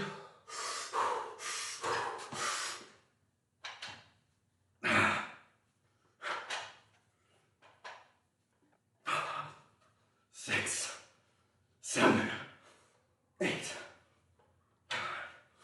Come on.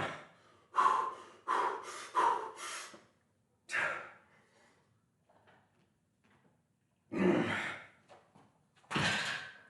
two.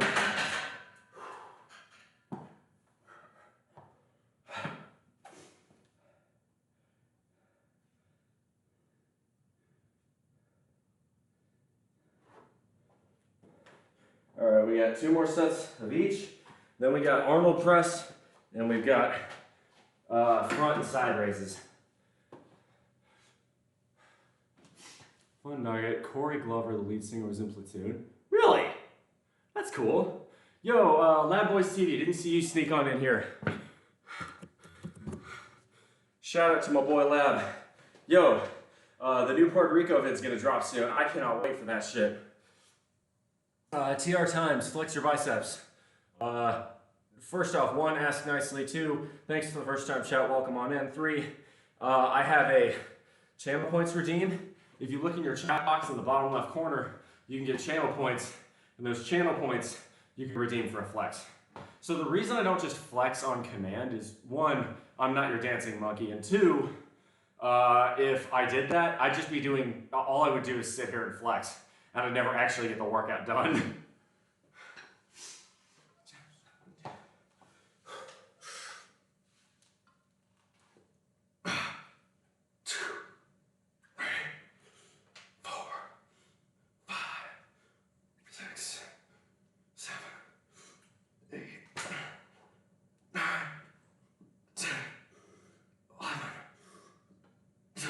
Now, I will say TR times, if you hit that follow button, you'll get a bunch of channel points, and that'll get you on your way.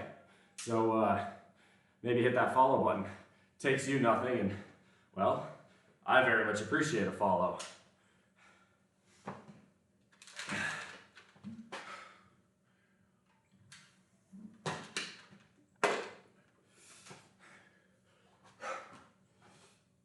Happy New Year, by the way there, Lab. How you doing? If you got any goals or plans for 2024 you'd like to share with the audience, I'd love to hear them. And that really goes for any of you. Lesbian hot sauce, I know you were talking about getting a rack and getting more leg days in. Do you have any other goals for 2024 you'd love to share with the chat? What weight is your kettlebell? 55 pounds. I also have a 35, a 15, a 10, and a 5, but I need the big boy one. I thought about getting a 70-pound one, but if I'm moving, what's the point?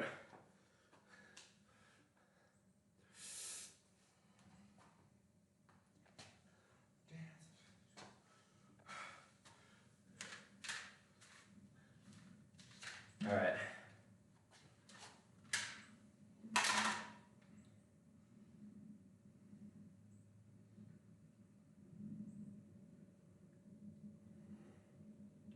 There we go.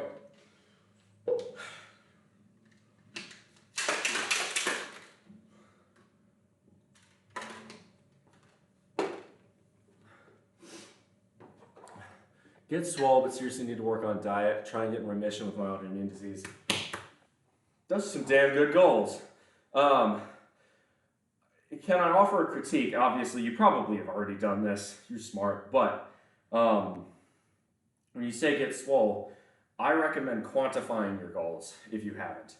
Good goals are quantifiable. You should say, make my bench press go from X weight to Y weight instead of get stronger or get swole, because that's nebulous. That's qualitative as opposed to quantitative. Can you tell I'm an engineer yet? All of my goals are quantitative. For instance, I would like to be able to press 225, right? My max press right now is about 200. I'd like to deadlift. I have 2 separate deadlift goals. One's a 475 1 rep max, one's a 500 rep 1 rep max.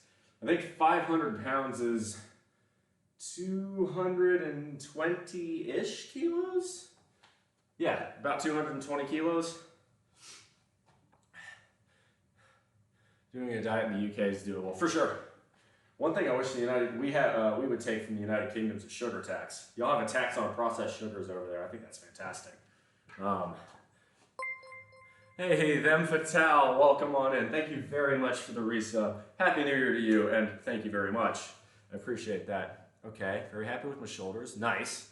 like to make my biceps bigger. Yeah, you talked about that previously. I hope that my advice on the chins and the single dumbbell curls helps really get that pump for you. Like doing my dumbbell weight is the same from all moves from 9.5 kilos. That's for my American audience, about 25 pounds to 12 to 13 kilos. That's about 30 pounds. I think that's very doable. I think you can do that for sure.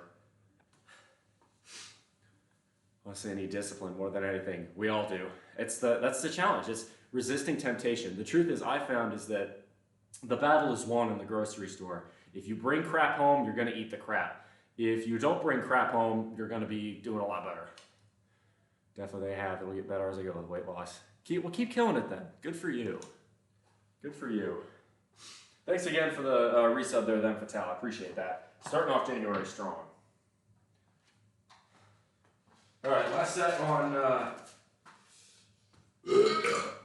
on these, I think. This is our fourth set, isn't it? I think it is. It's either our third or our fourth. I don't remember which.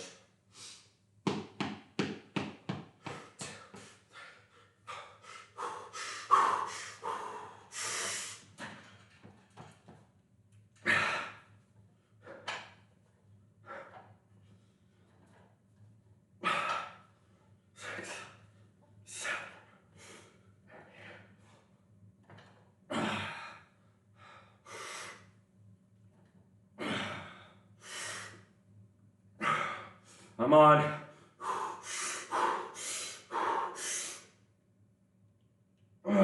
Nice.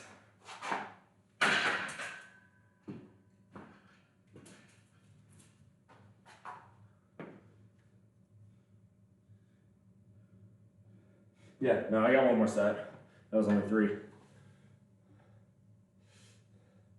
Diet in the South is definitely harder. I can agree with that. There's a reason the obesity rate's so high here. Sugary food, deep fried food, high fat food, less access to fresh vegetables, and a culture of sloth. People in the South are fucking lazy relative to the rest of the US. So, all of the above there. Now, the Deep South is what you would call an obesogenic environment. It is very, very easy to become obese here. No, part of that's just the culture, but look, it's very obvious when you look at life expectancy. There's a corner of the United States, predominantly in the southeast and south central, where the lifespan is substantially lower than the rest of the country. Like in most of the Midwest, Northeast, West Coast is close to 80. Here in the South, it's barely over 70. A lot of sugar, a lot of fatty foods, grease, fast food chain on every block. Yep, thanks to the Interstate Highways Act of 1956 and its consequences, the first one of the year, folks. Had to say it. Why is fast food everywhere? Better believe that's the Interstate Highways Act of 1956 and its consequences.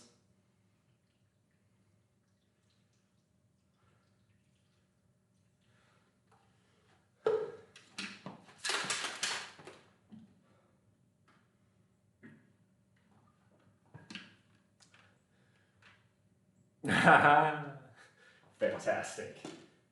I love that.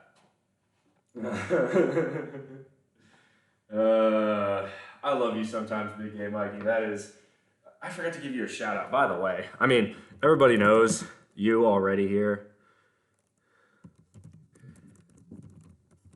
It would be wrong not to give you a shout out.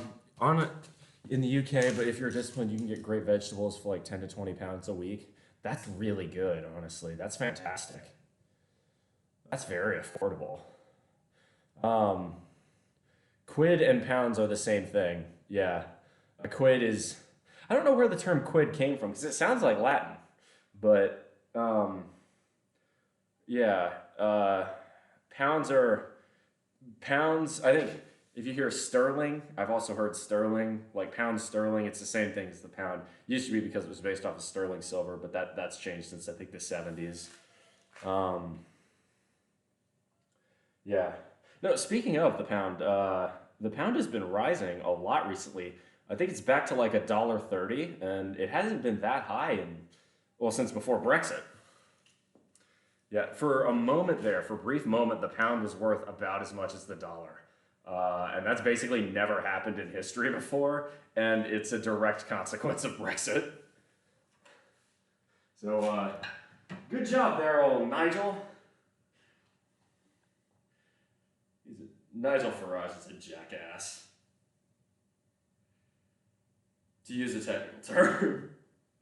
All right, we got one more set of triceps, and then the upright rows. Have our country decided to ruin us?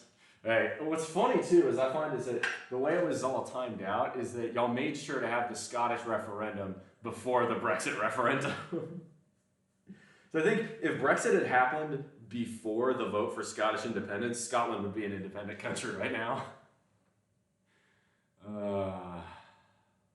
Pretty sure the pound was worth like $3 at one point. It was actually worth more back in like the 1800s. But very, very slowly the dollar has caught up to the pound. Yeah, right now, so yeah, the pound is worth like $1.25 right now, a little bit more, somewhere between $1.20 and $1.30. But like maybe 2 or 3 years ago, it was just at about even.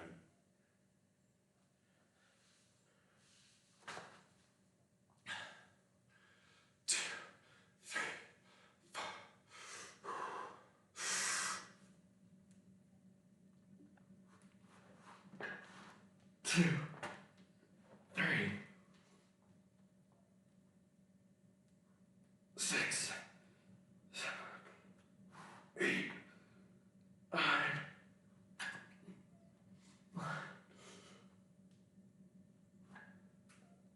I think that was 12. Might have been 13. Lost count.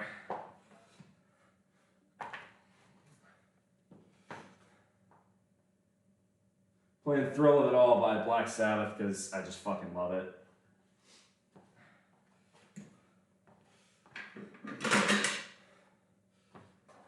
Yeah, see, that's what I was saying. Yeah, a while back it was near 1-to-1.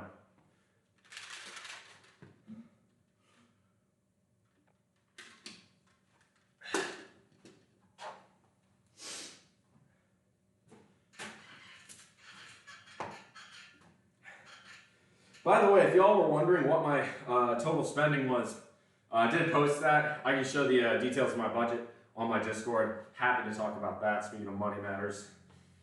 That's why I'm so close to financial independence, though. It's not because I'm a millionaire. I'm not even close to being a millionaire. But it's because I live on very little relative to most average Americans. I just already proved this, by the way.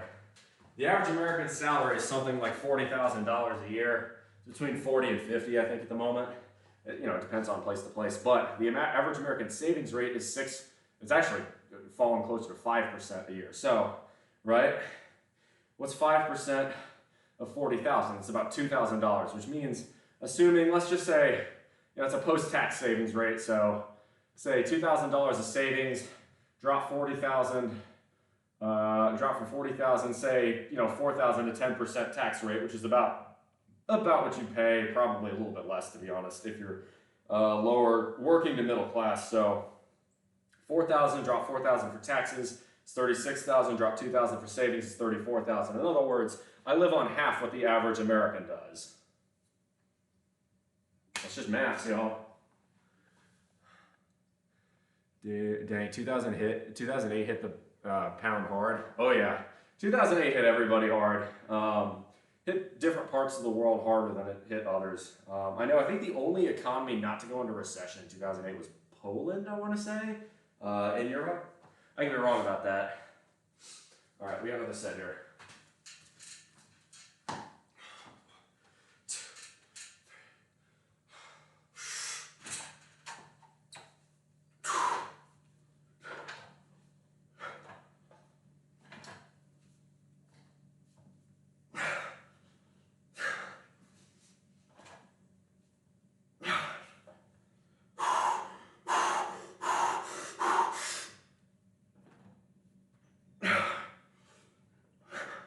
I'm on one more. Not bad, not bad. we're done with the barbell. Then we got dumbbells.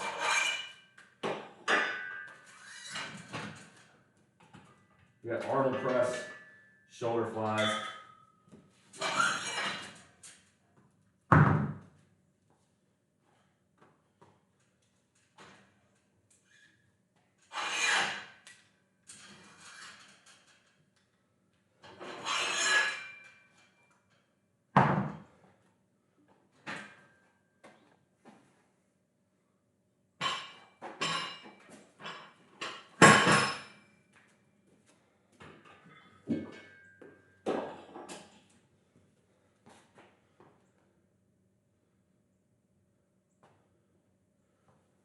All right, so let's see here, that was 120. The Arnold press, we're gonna do at, I liked it at 50, we're gonna stick it at 50 for now.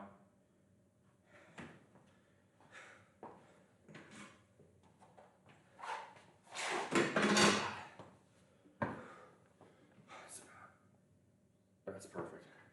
Nap time, see you in a bit. Go rest up. Hey, sleep is important. Definitely try to optimize, improve your sleep schedule. That's a fantastic goal for 2024. Mine is to get an average of 7.5 hours of sleep. Believe it or not, 2023 was an improvement on this one. I averaged 7.3, so I'm getting there. I haven't gotten that close in a long time. So, you know, I'd love to be getting 8, but realistically, you know, there are gonna be times where I just don't. So 7.5 is, you know, normally you're getting 8, and then every so often there's going to be an exception that brings your number down. So that's 40. We don't want 40, we want 50. 60. That's too far. There we go. Now we're talking.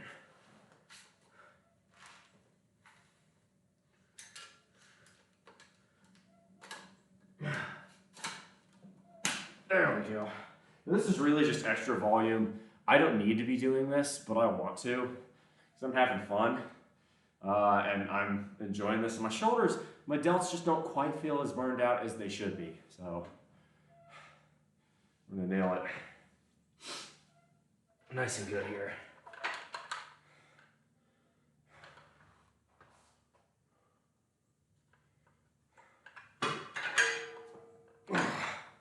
These are 50 pounds, so this is 22 kilos for each dumbbell.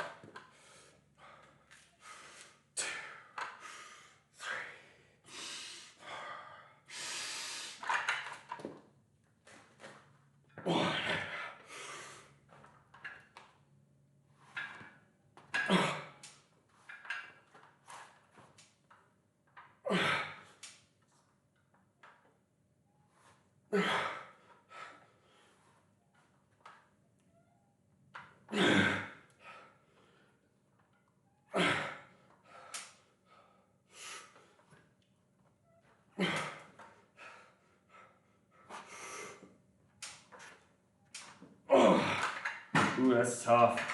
I don't know if I'm gonna be able to do that for 3 more sets.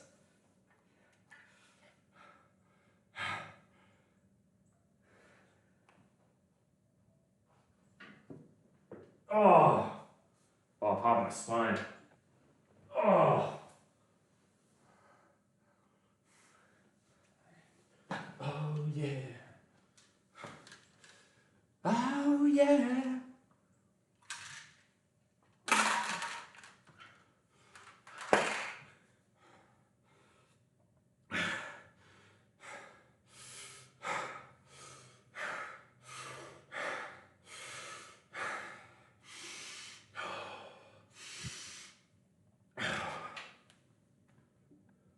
Yeah, we'll do 3 more sets of that. Then we'll do some flies. Really shred the fuck out of my shoulders.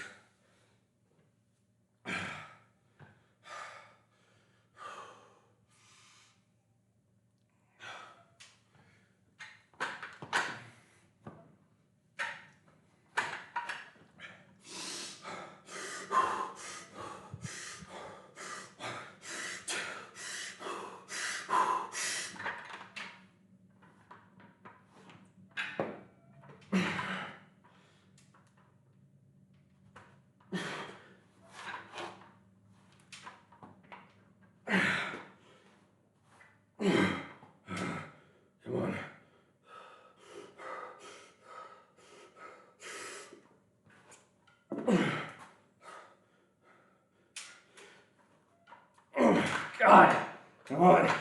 Come on, finish. Finish.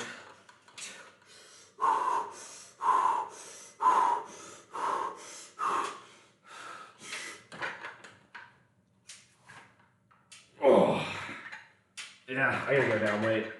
That's tough. Get down to 40s. It's hard to 12 rep those. Whew, those are brutal. I think I wasn't quite locking out on all this, so I need to go down weight. I'm ego lifting there. Let's not do that.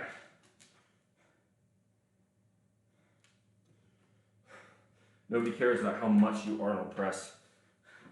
That's not the point. Only thing people care about with Arnold pressing is what your shoulders look like as a result. So the reason I Arnold press, for those of you who don't know, you start with a supinated grip, you end in a pronated grip. Why would I do that? Well, when you have a supinated grip, you're working your front delts more. When you have a pronated grip at the top, you're working your rear delts more. So what it's doing is it's working both caps of your deltoid muscles on your shoulders. That's why when I do this, right, you can see like too pronounced, like a crease here a crease here in the middle on the shoulder joint, right? Hang on. There it is, right there. You have interior and exterior, front and back. Your deltoids aren't your strongest muscle. Usually people don't have as strong as shoulders as they do with others, but it feels gangsta as hell to be able to press big weight. Definitely an important thing to learn how to do.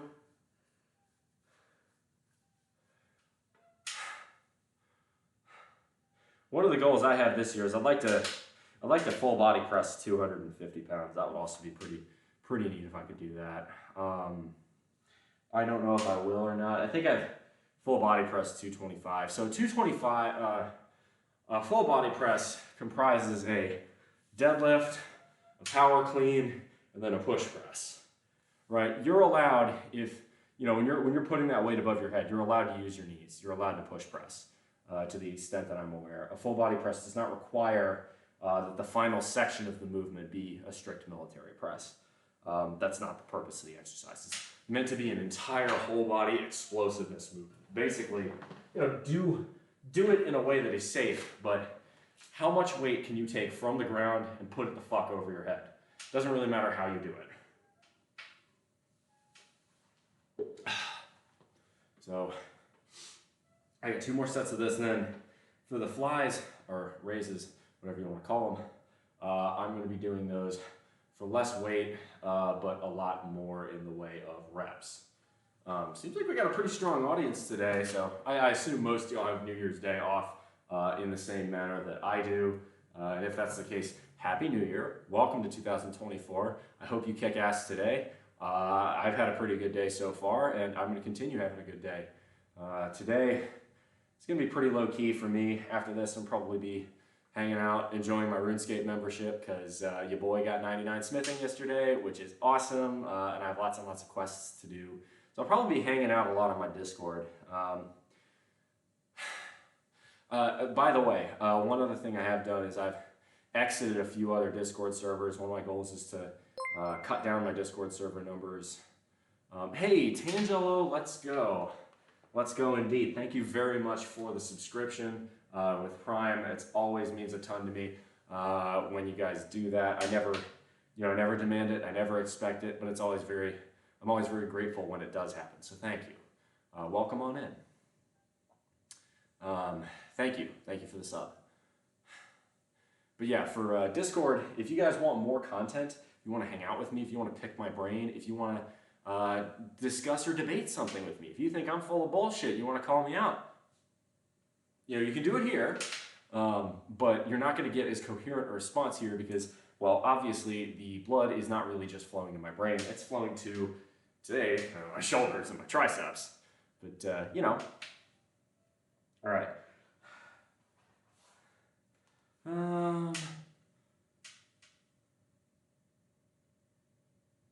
Yeah, we'll do, all right, little Van Halen.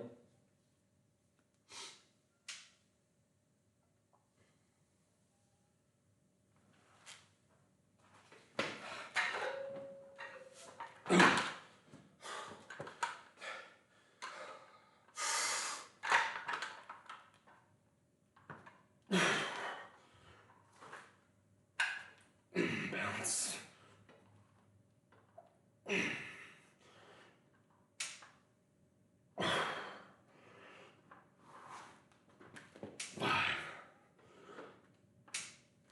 I think that was 5.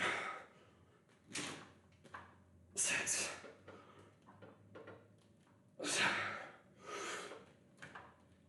8. Come on, 4 more.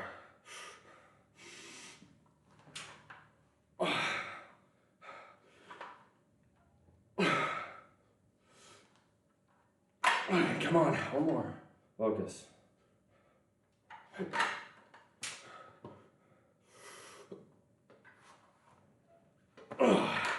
Nice.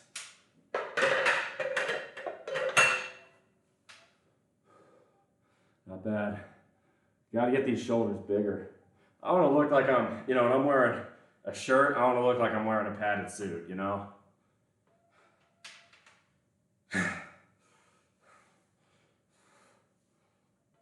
Get these muscles bigger.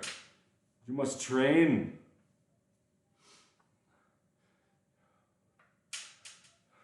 I'm gonna put this back on. See what the temp is in here. 53. It's nice. Feels warmer than it normally does. Ooh, all right. Surprise me on Discord. I appreciate that. I made a new Discord sticker, by the way, this morning. I wonder who of y'all is going to notice. You have a look at that. If you like oversimplified, you'll enjoy it. You need to paint yourself green, make a statement. If you want to see me cosplay as that, put it in the ideas and feedback channel on my Discord. I don't know what my... See, okay. So I have a theory about this. I think 75 to 80% of my audience are perma-lurkers. For whatever reason, they just don't feel like chatting. And that's fine. That also means I don't know what they want me to do, or if they're happy with what I'm currently doing. So ideas like cosplay Superman or paint myself green, those are good ones to put in the Discord because I can figure out, okay, does my fan base actually want this? Does my audience actually want this? Or is this something one person wants? Which I'm still willing to do, but, priorities, right? If 10 people want something, I'm a lot more interested than if one person wants something. Maybe that's what I'll do next year for Halloween. Paint myself as the Hulk. Or maybe I'll get a wig and a hammer and go as Chris Hemsworth for Thor. Because, let's be honest. That dude. Women want him, men want to be him. Also, some men want him. I know my audience, at least a little bit.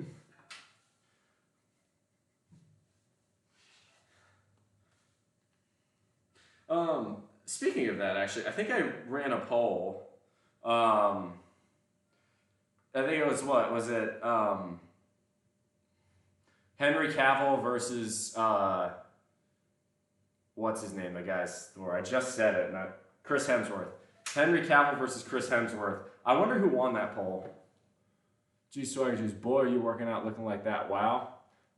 Thanks for the first time chat. Yeah. I'm looking okay. I'm mid-bulk, so I'm not really as cut up as I normally am, but I'm still hitting it. You gotta trust the bulk, trust the process. I'm gonna be all the way up at like 235 by the end of February. I'm gonna be looking doughy. I'm gonna be looking with diabetes, I'll be looking like the Michelin Man or not the Michelin Man, the Jet Puff guy from Ghostbusters. God, I'm really dating myself. I feel like I make I make references to shit from the 70s and the 80s more than I do from the 2020s. Speaking of references from the 70s and 80s, I'm gonna throw on DOA by Van Halen because fuck yeah, I will. Before I do that one, I can stand to take a second piss. Excuse me.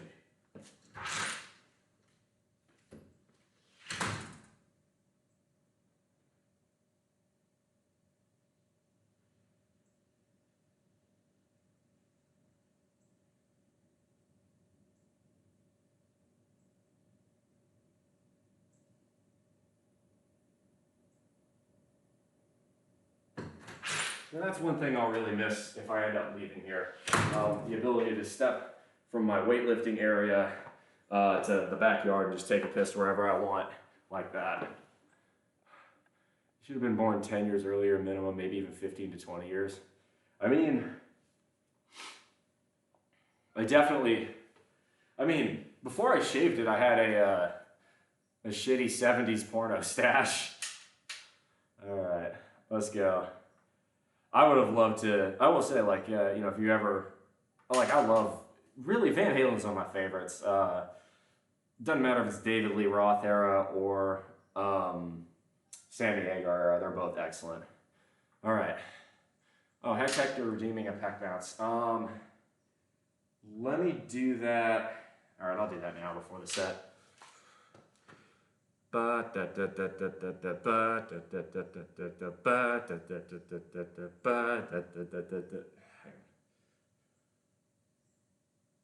we go. Go this way with it.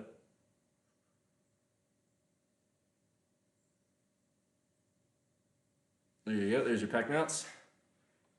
That's my point, you know, people are like, hey, flex for me. Again, I'd be doing nothing but flexing and pec bouncing if I didn't force people to redeem channel points for it. So, G Swagger Juice, by the way, thanks for the first time chat. By all means, if you got questions, if you want to talk about anything, by all means, stick around. I love new first-time chatters. I really love guys that, you know, they follow, but they stick around, and they become active parts of the community.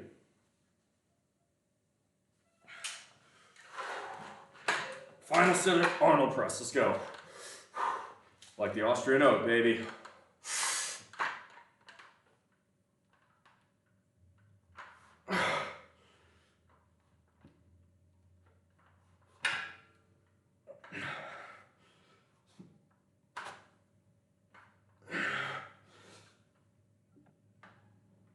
Nine, 10, come on.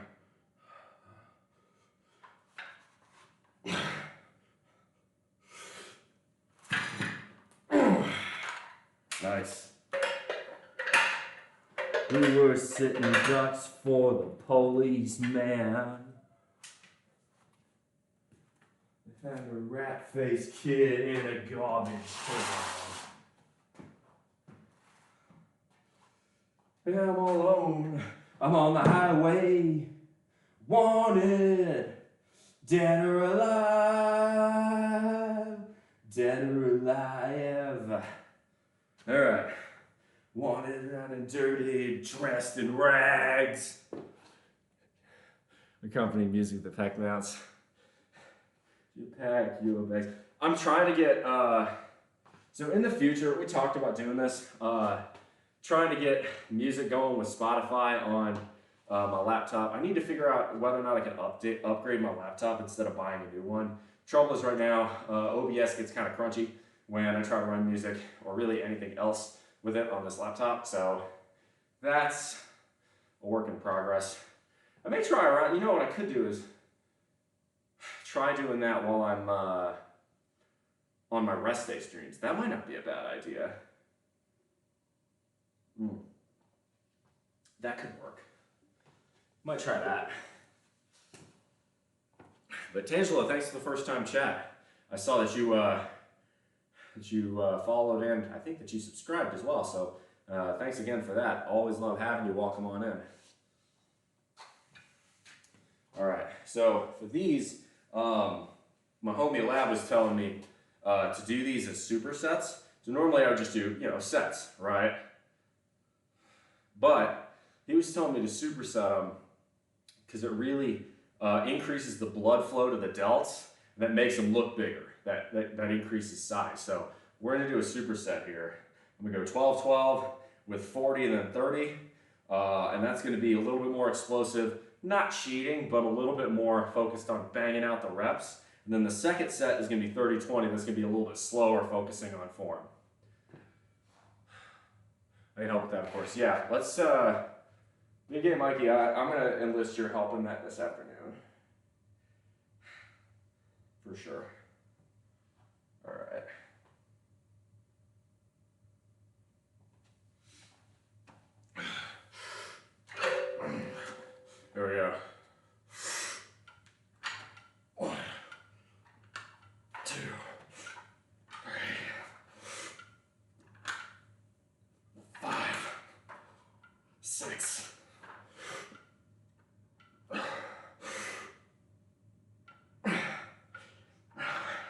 Come on, 3 more.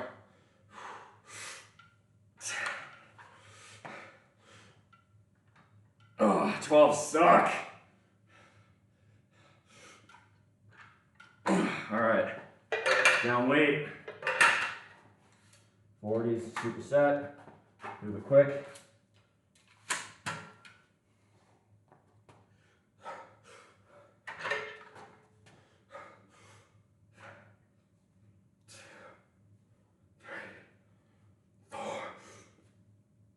Oh, 5, got 7 more, shit.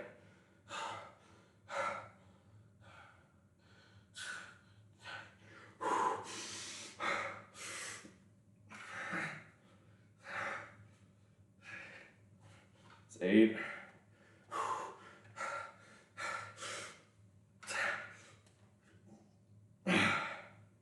Come on, 2 more.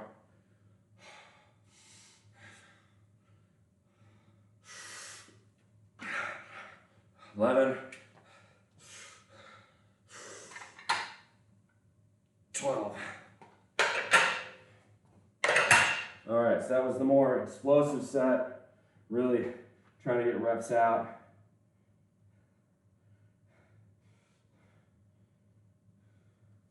Now we're gonna do 30-20.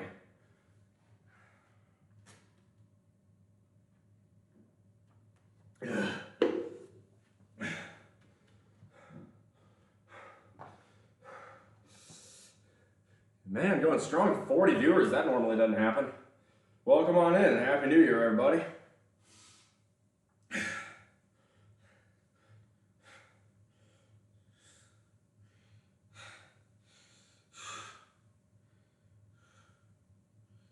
Let's see here.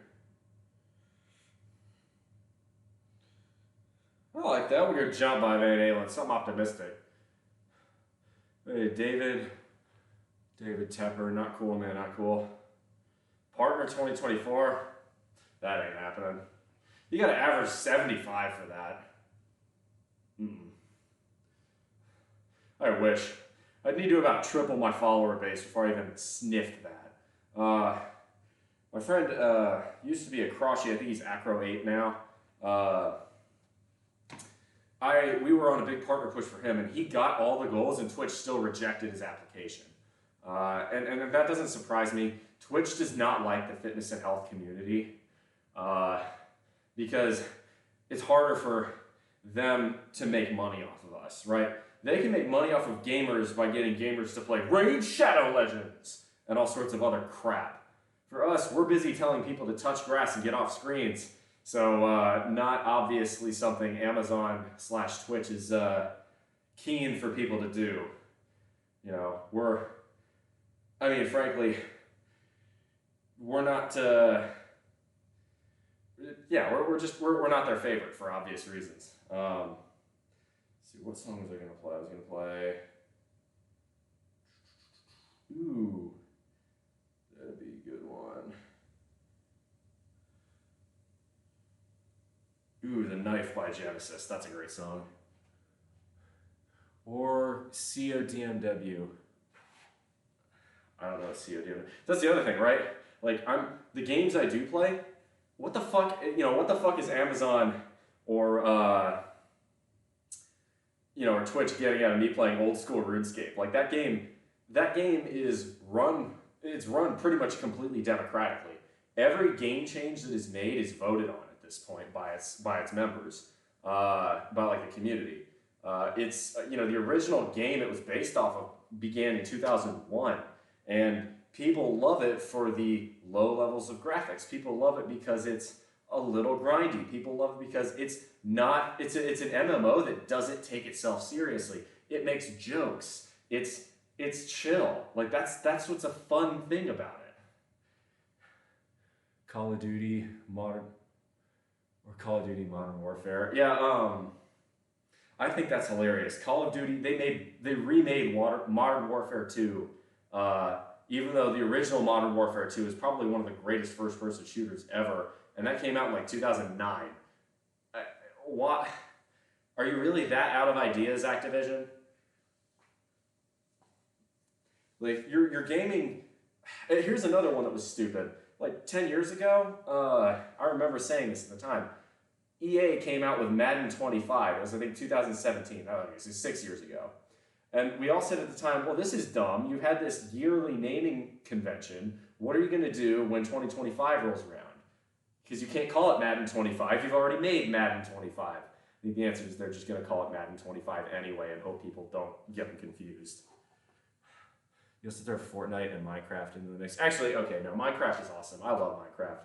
Minecraft is another game where it's really hard to advertise anything. It's basically computerized Lego. Like, what do you, once you've bought the game, there's not a whole lot you can add on. I guess you can buy skins and stuff, but like, the whole point of Minecraft is to be creative and, it's open world.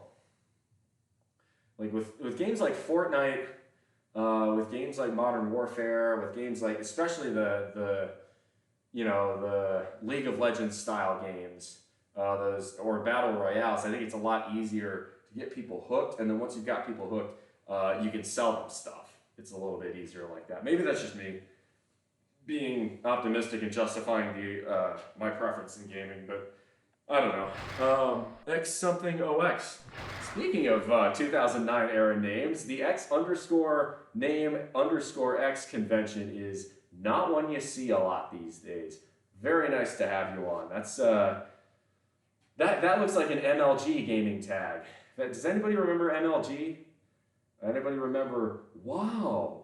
And then the rainbow frog and Snoop Dogg going across the screen and Doritos and all that nonsense from it was like what, 2013? It was like 10 years ago. Microsoft let someone take over my Minecraft account and gave me no recourse to get it back. Same. So I don't play Minecraft as much anymore. I might buy it again. Honestly, I got like 6 years of fun out of the game, so if I have to pay for it a second time, I'm not all that butthurt about it. I definitely got my money's worth from Minecraft. I felt like I got plenty of good gaming hours in it, but there are other games I'd love to try playing, Factorio. But right now, since I've got RuneScape membership anyway, I had to get it to get my skill cape. I'm gonna be kind of going a little bit hard on RuneScape the next few weeks. Hell, I may just do extra RuneScape streams because fuck it, I've got the time anyway. Why not?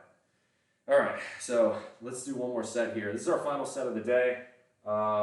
We got one of my favorite progressive rock tracks, The Knife by Genesis, coming up here. For those of you who don't know, Genesis used to be a band that made incredibly creative, inventive, progressive rock music when Peter Gabriel was their frontman. Then somewhere along the way, Peter Gabriel left and Phil Collins took over, and they had a couple of good albums, but it got progressively shittier as time went on, culminating in the absolute turd of an album, We Can't Dance, and Calling All Stations. Oh god, this is too much to let me watch 2K23. All right, let's go.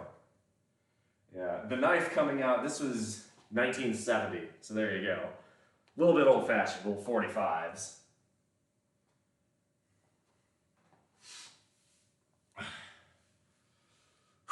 Here we go, last set. 2, 3, 4. 1, 2, 3. 1. 1, 2, 3, 4, 5, 6, 7, 8, 9, 10. Ooh, feeling the burn. 11, 12. Quick.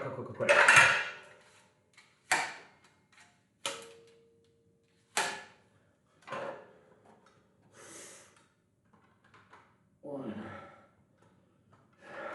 2, 3, 4, 5. Come on. 6, 7, 8, 4, come on, 4 more.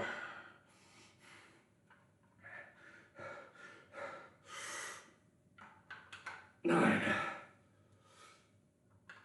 10.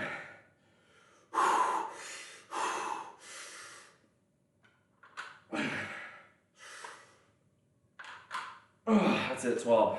Oh yeah, feeling that, that's good. All right, that's a good workout, y'all. Not bad. Feeling them shoulders, feeling them traps, feeling them triceps. Not too bad. Are you enjoying Rumi and Carolina and play Animal Crossing? Nah, I'm good.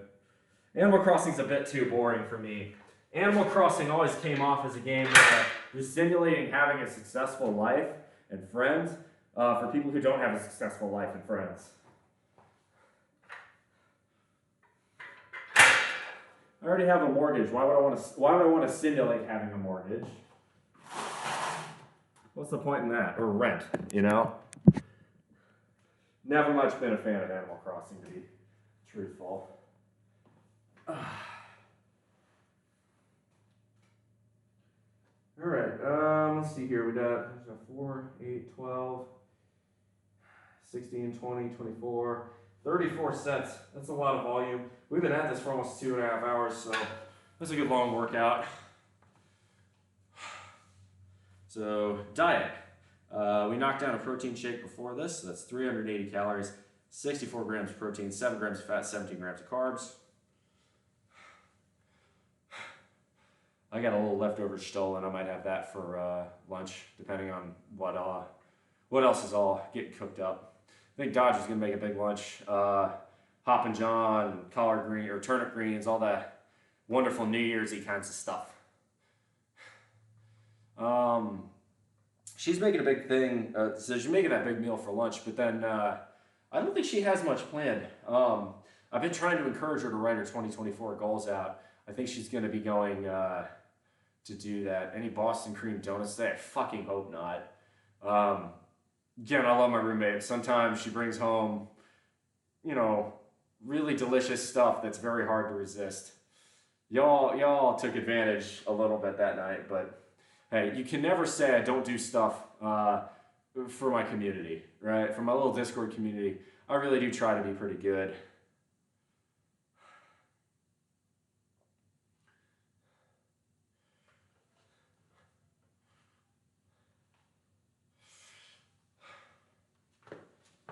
The donuts are all gone, the holidays are over, so the flow junk will be nearly entirely dried up. Fantastic. I'm glad, because I mean, you've got goals that you're working on, Dodge, I know. I've been trying to help you a little with that.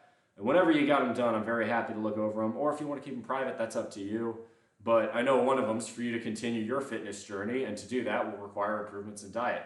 One of them, I've mentioned going dry for 2024. I'm going to be sober. I'm not going to drink alcohol this year. Dodger is going to go flat this year. Not entirely. There are a few exceptions she's giving herself, but they're not to be abused, and in general, she's going to finally cut that liquid diabetes out of her diet, that being, of course, soda.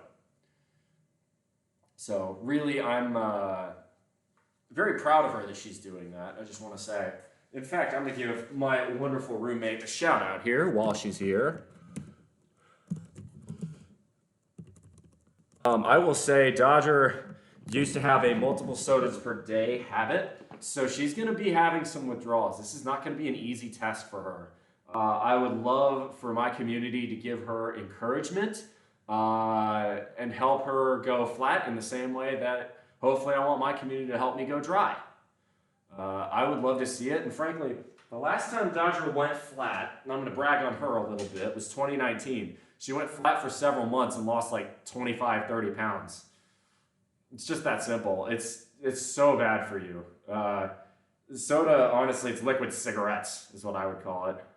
You know, because you've got not only the drugs of, you know, the addictive nature of sugar, but you've got caffeine most of the time. You're drinking, especially Coca-Cola, Mountain Dew, Pepsi. Most sodas are caffeinated, so that's a double whammy of addictive stimulants that function not quite as intensely, but in the same way that, say, cocaine does. So you're quitting an addiction, and I'm really proud of you for doing that, Dodge. We all have our shortcomings. Mine historically has been alcohol, so I'm gonna take that. I'm gonna take that fight. I'm gonna sock the bottle right in the mouth this year. I'm gonna try and do the same thing to my sleep demon. Frankly, I think cutting alcohol will make it easier to do that one. Thank God for LaCroix and bubbly. Yeah, people really love that carbonated stuff. Do be careful. I will say the one thing with carbonated stuff is that it often can be acidic, and that acid can eat away at your teeth. So make sure to wash your mouth out with flat water fairly regularly.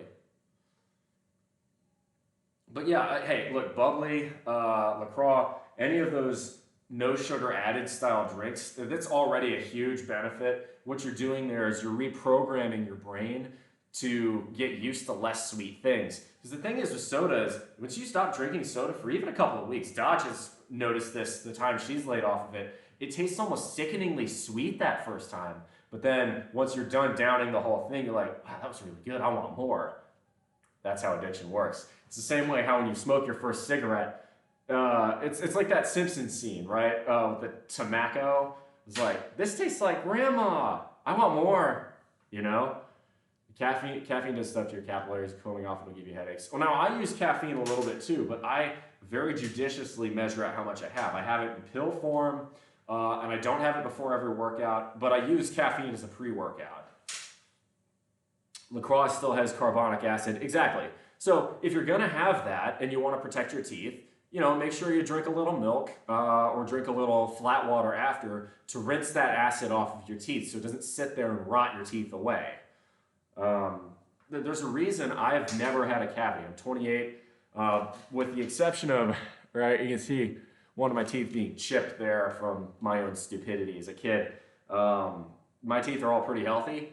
The reason is because I haven't drank soda pretty much at all over the last 10 years.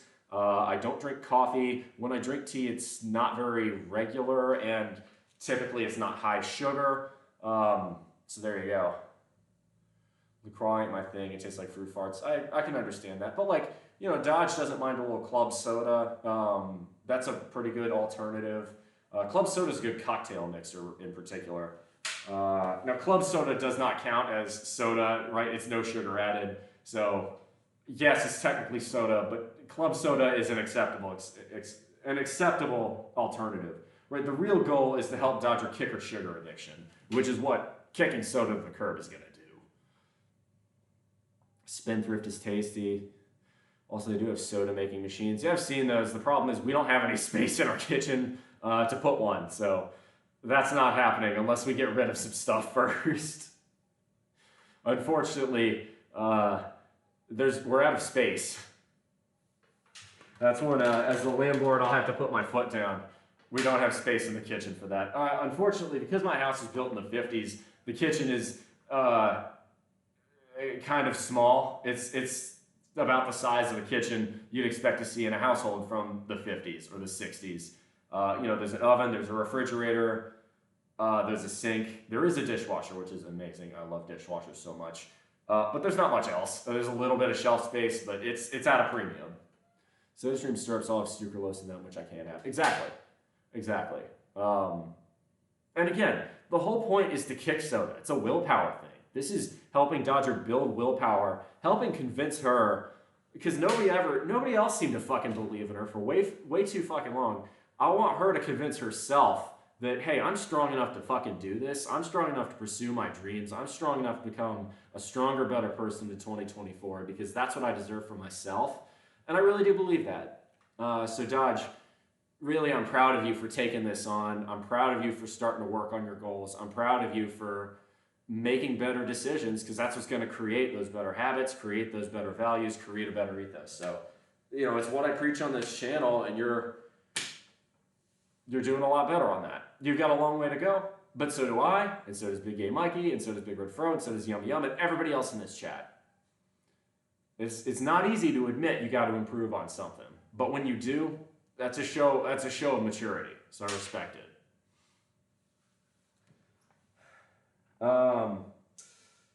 All right, so that's about all I had today. The markets are closed. I can do a little bit of financial independence talk, or I can talk about my goals. But this is sort of the Q&A section of the stream. So chat, if you've got questions you want to ask me, if you've got anything you want to say, this is the time. Otherwise, you know, fuck it. I'm going to do an extra set. Why not? I'm just sitting here chilling. And then we'll probably look to rate someone. I feel like I'm just going to do this at super lightweight, though.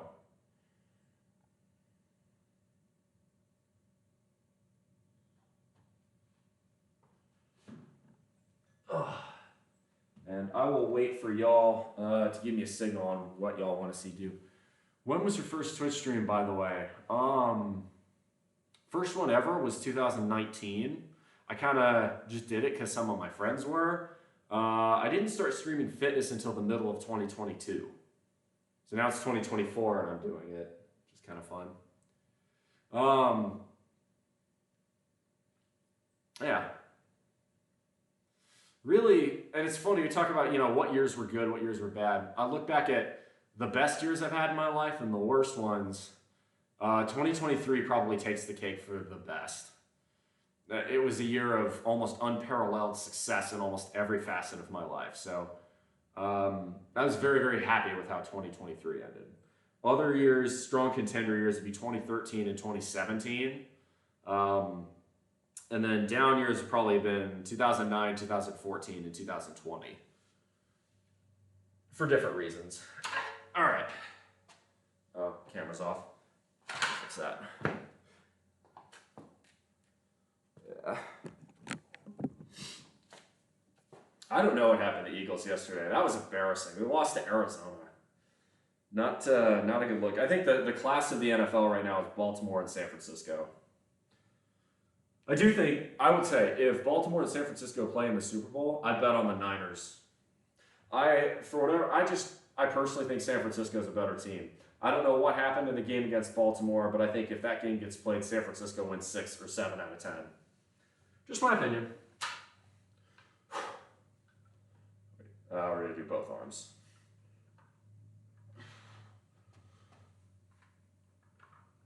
I'm gonna go way out of normal motion. I'm gonna go above motion. 4, 6, 7, 8, 10, 10.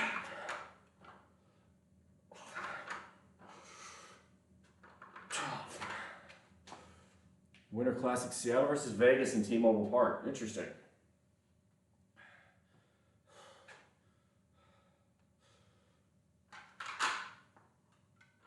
Come on, 10 more.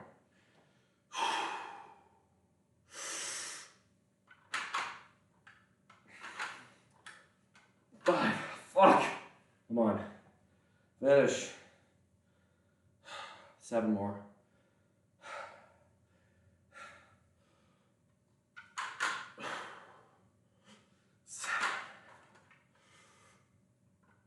8,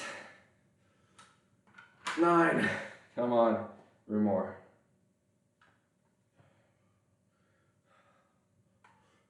10, 11, 12, okay. Yeah, my shoulders are shot now. I felt pretty good. Oh. Good.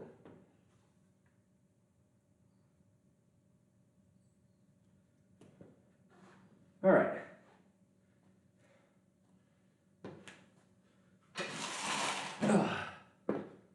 Particularly at UFL. Starts end of March this year. Probably not. I don't watch that much in the way of football. I only know some because my audience demands I know a little, I guess. I don't care that much about football. I'm trying to pay less attention, if any, to sports this year. I've already seen the high of winning the World Series, of my team winning the World Series, of my team winning the Stanley Cup. And I know A&M is never going to win a Natty, so there's not much point in getting hopes up there. So the less, honestly, the less I focus on sports, the happier I'm probably going to be. I agree. Spring is baseball time. I don't mind.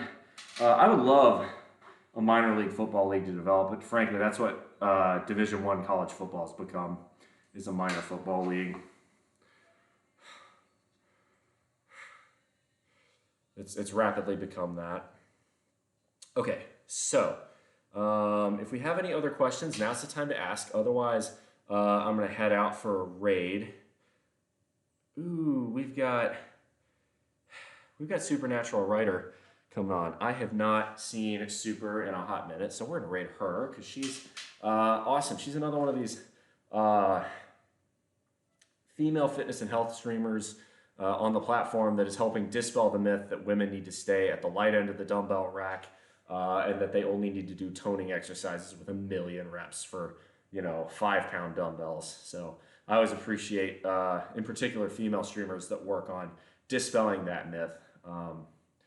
That's something that is really important to me. Lifting and lifting heavy is for everyone. Don't care what your gender is. Don't care what your size is. Don't care what your sexuality is. Lifting should be inclusive. I really do believe that. Now, lifting also means you got to be willing to accept that you suck sometimes, and that's you can't. You gotta embrace the pain. You can't bullshit your way out of it and say you couldn't possibly do any better, because there's always room for improvement.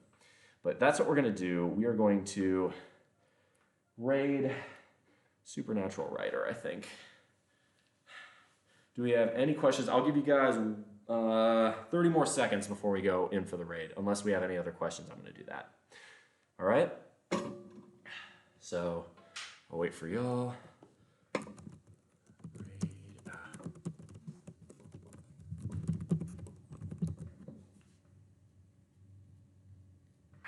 All right, 15 more seconds.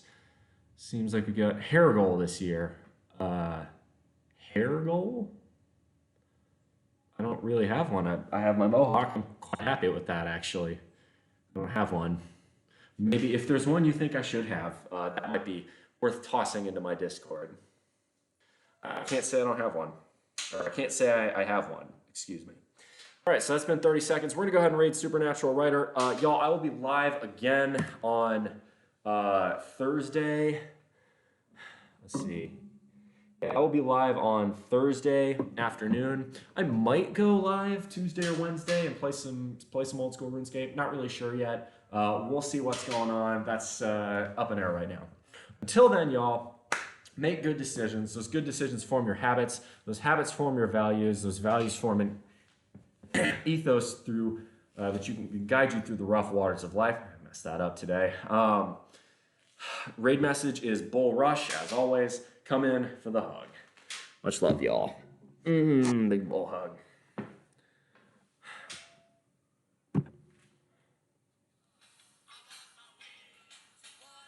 Oop. That's her music. All right, YouTube. Happy New Year. Good to see you. I had someone, YouTube, I want to talk about this. I had someone who's been watching all my videos for this long actually show up on my Discord and say, hey, I found you from YouTube. So that was really rewarding. It's really nice to get people from my YouTube side coming over to my Discord and hanging out. If you want to get to know me, you want it to be more than parasocial. I do look at the YouTube comments, but it's just a little bit harder.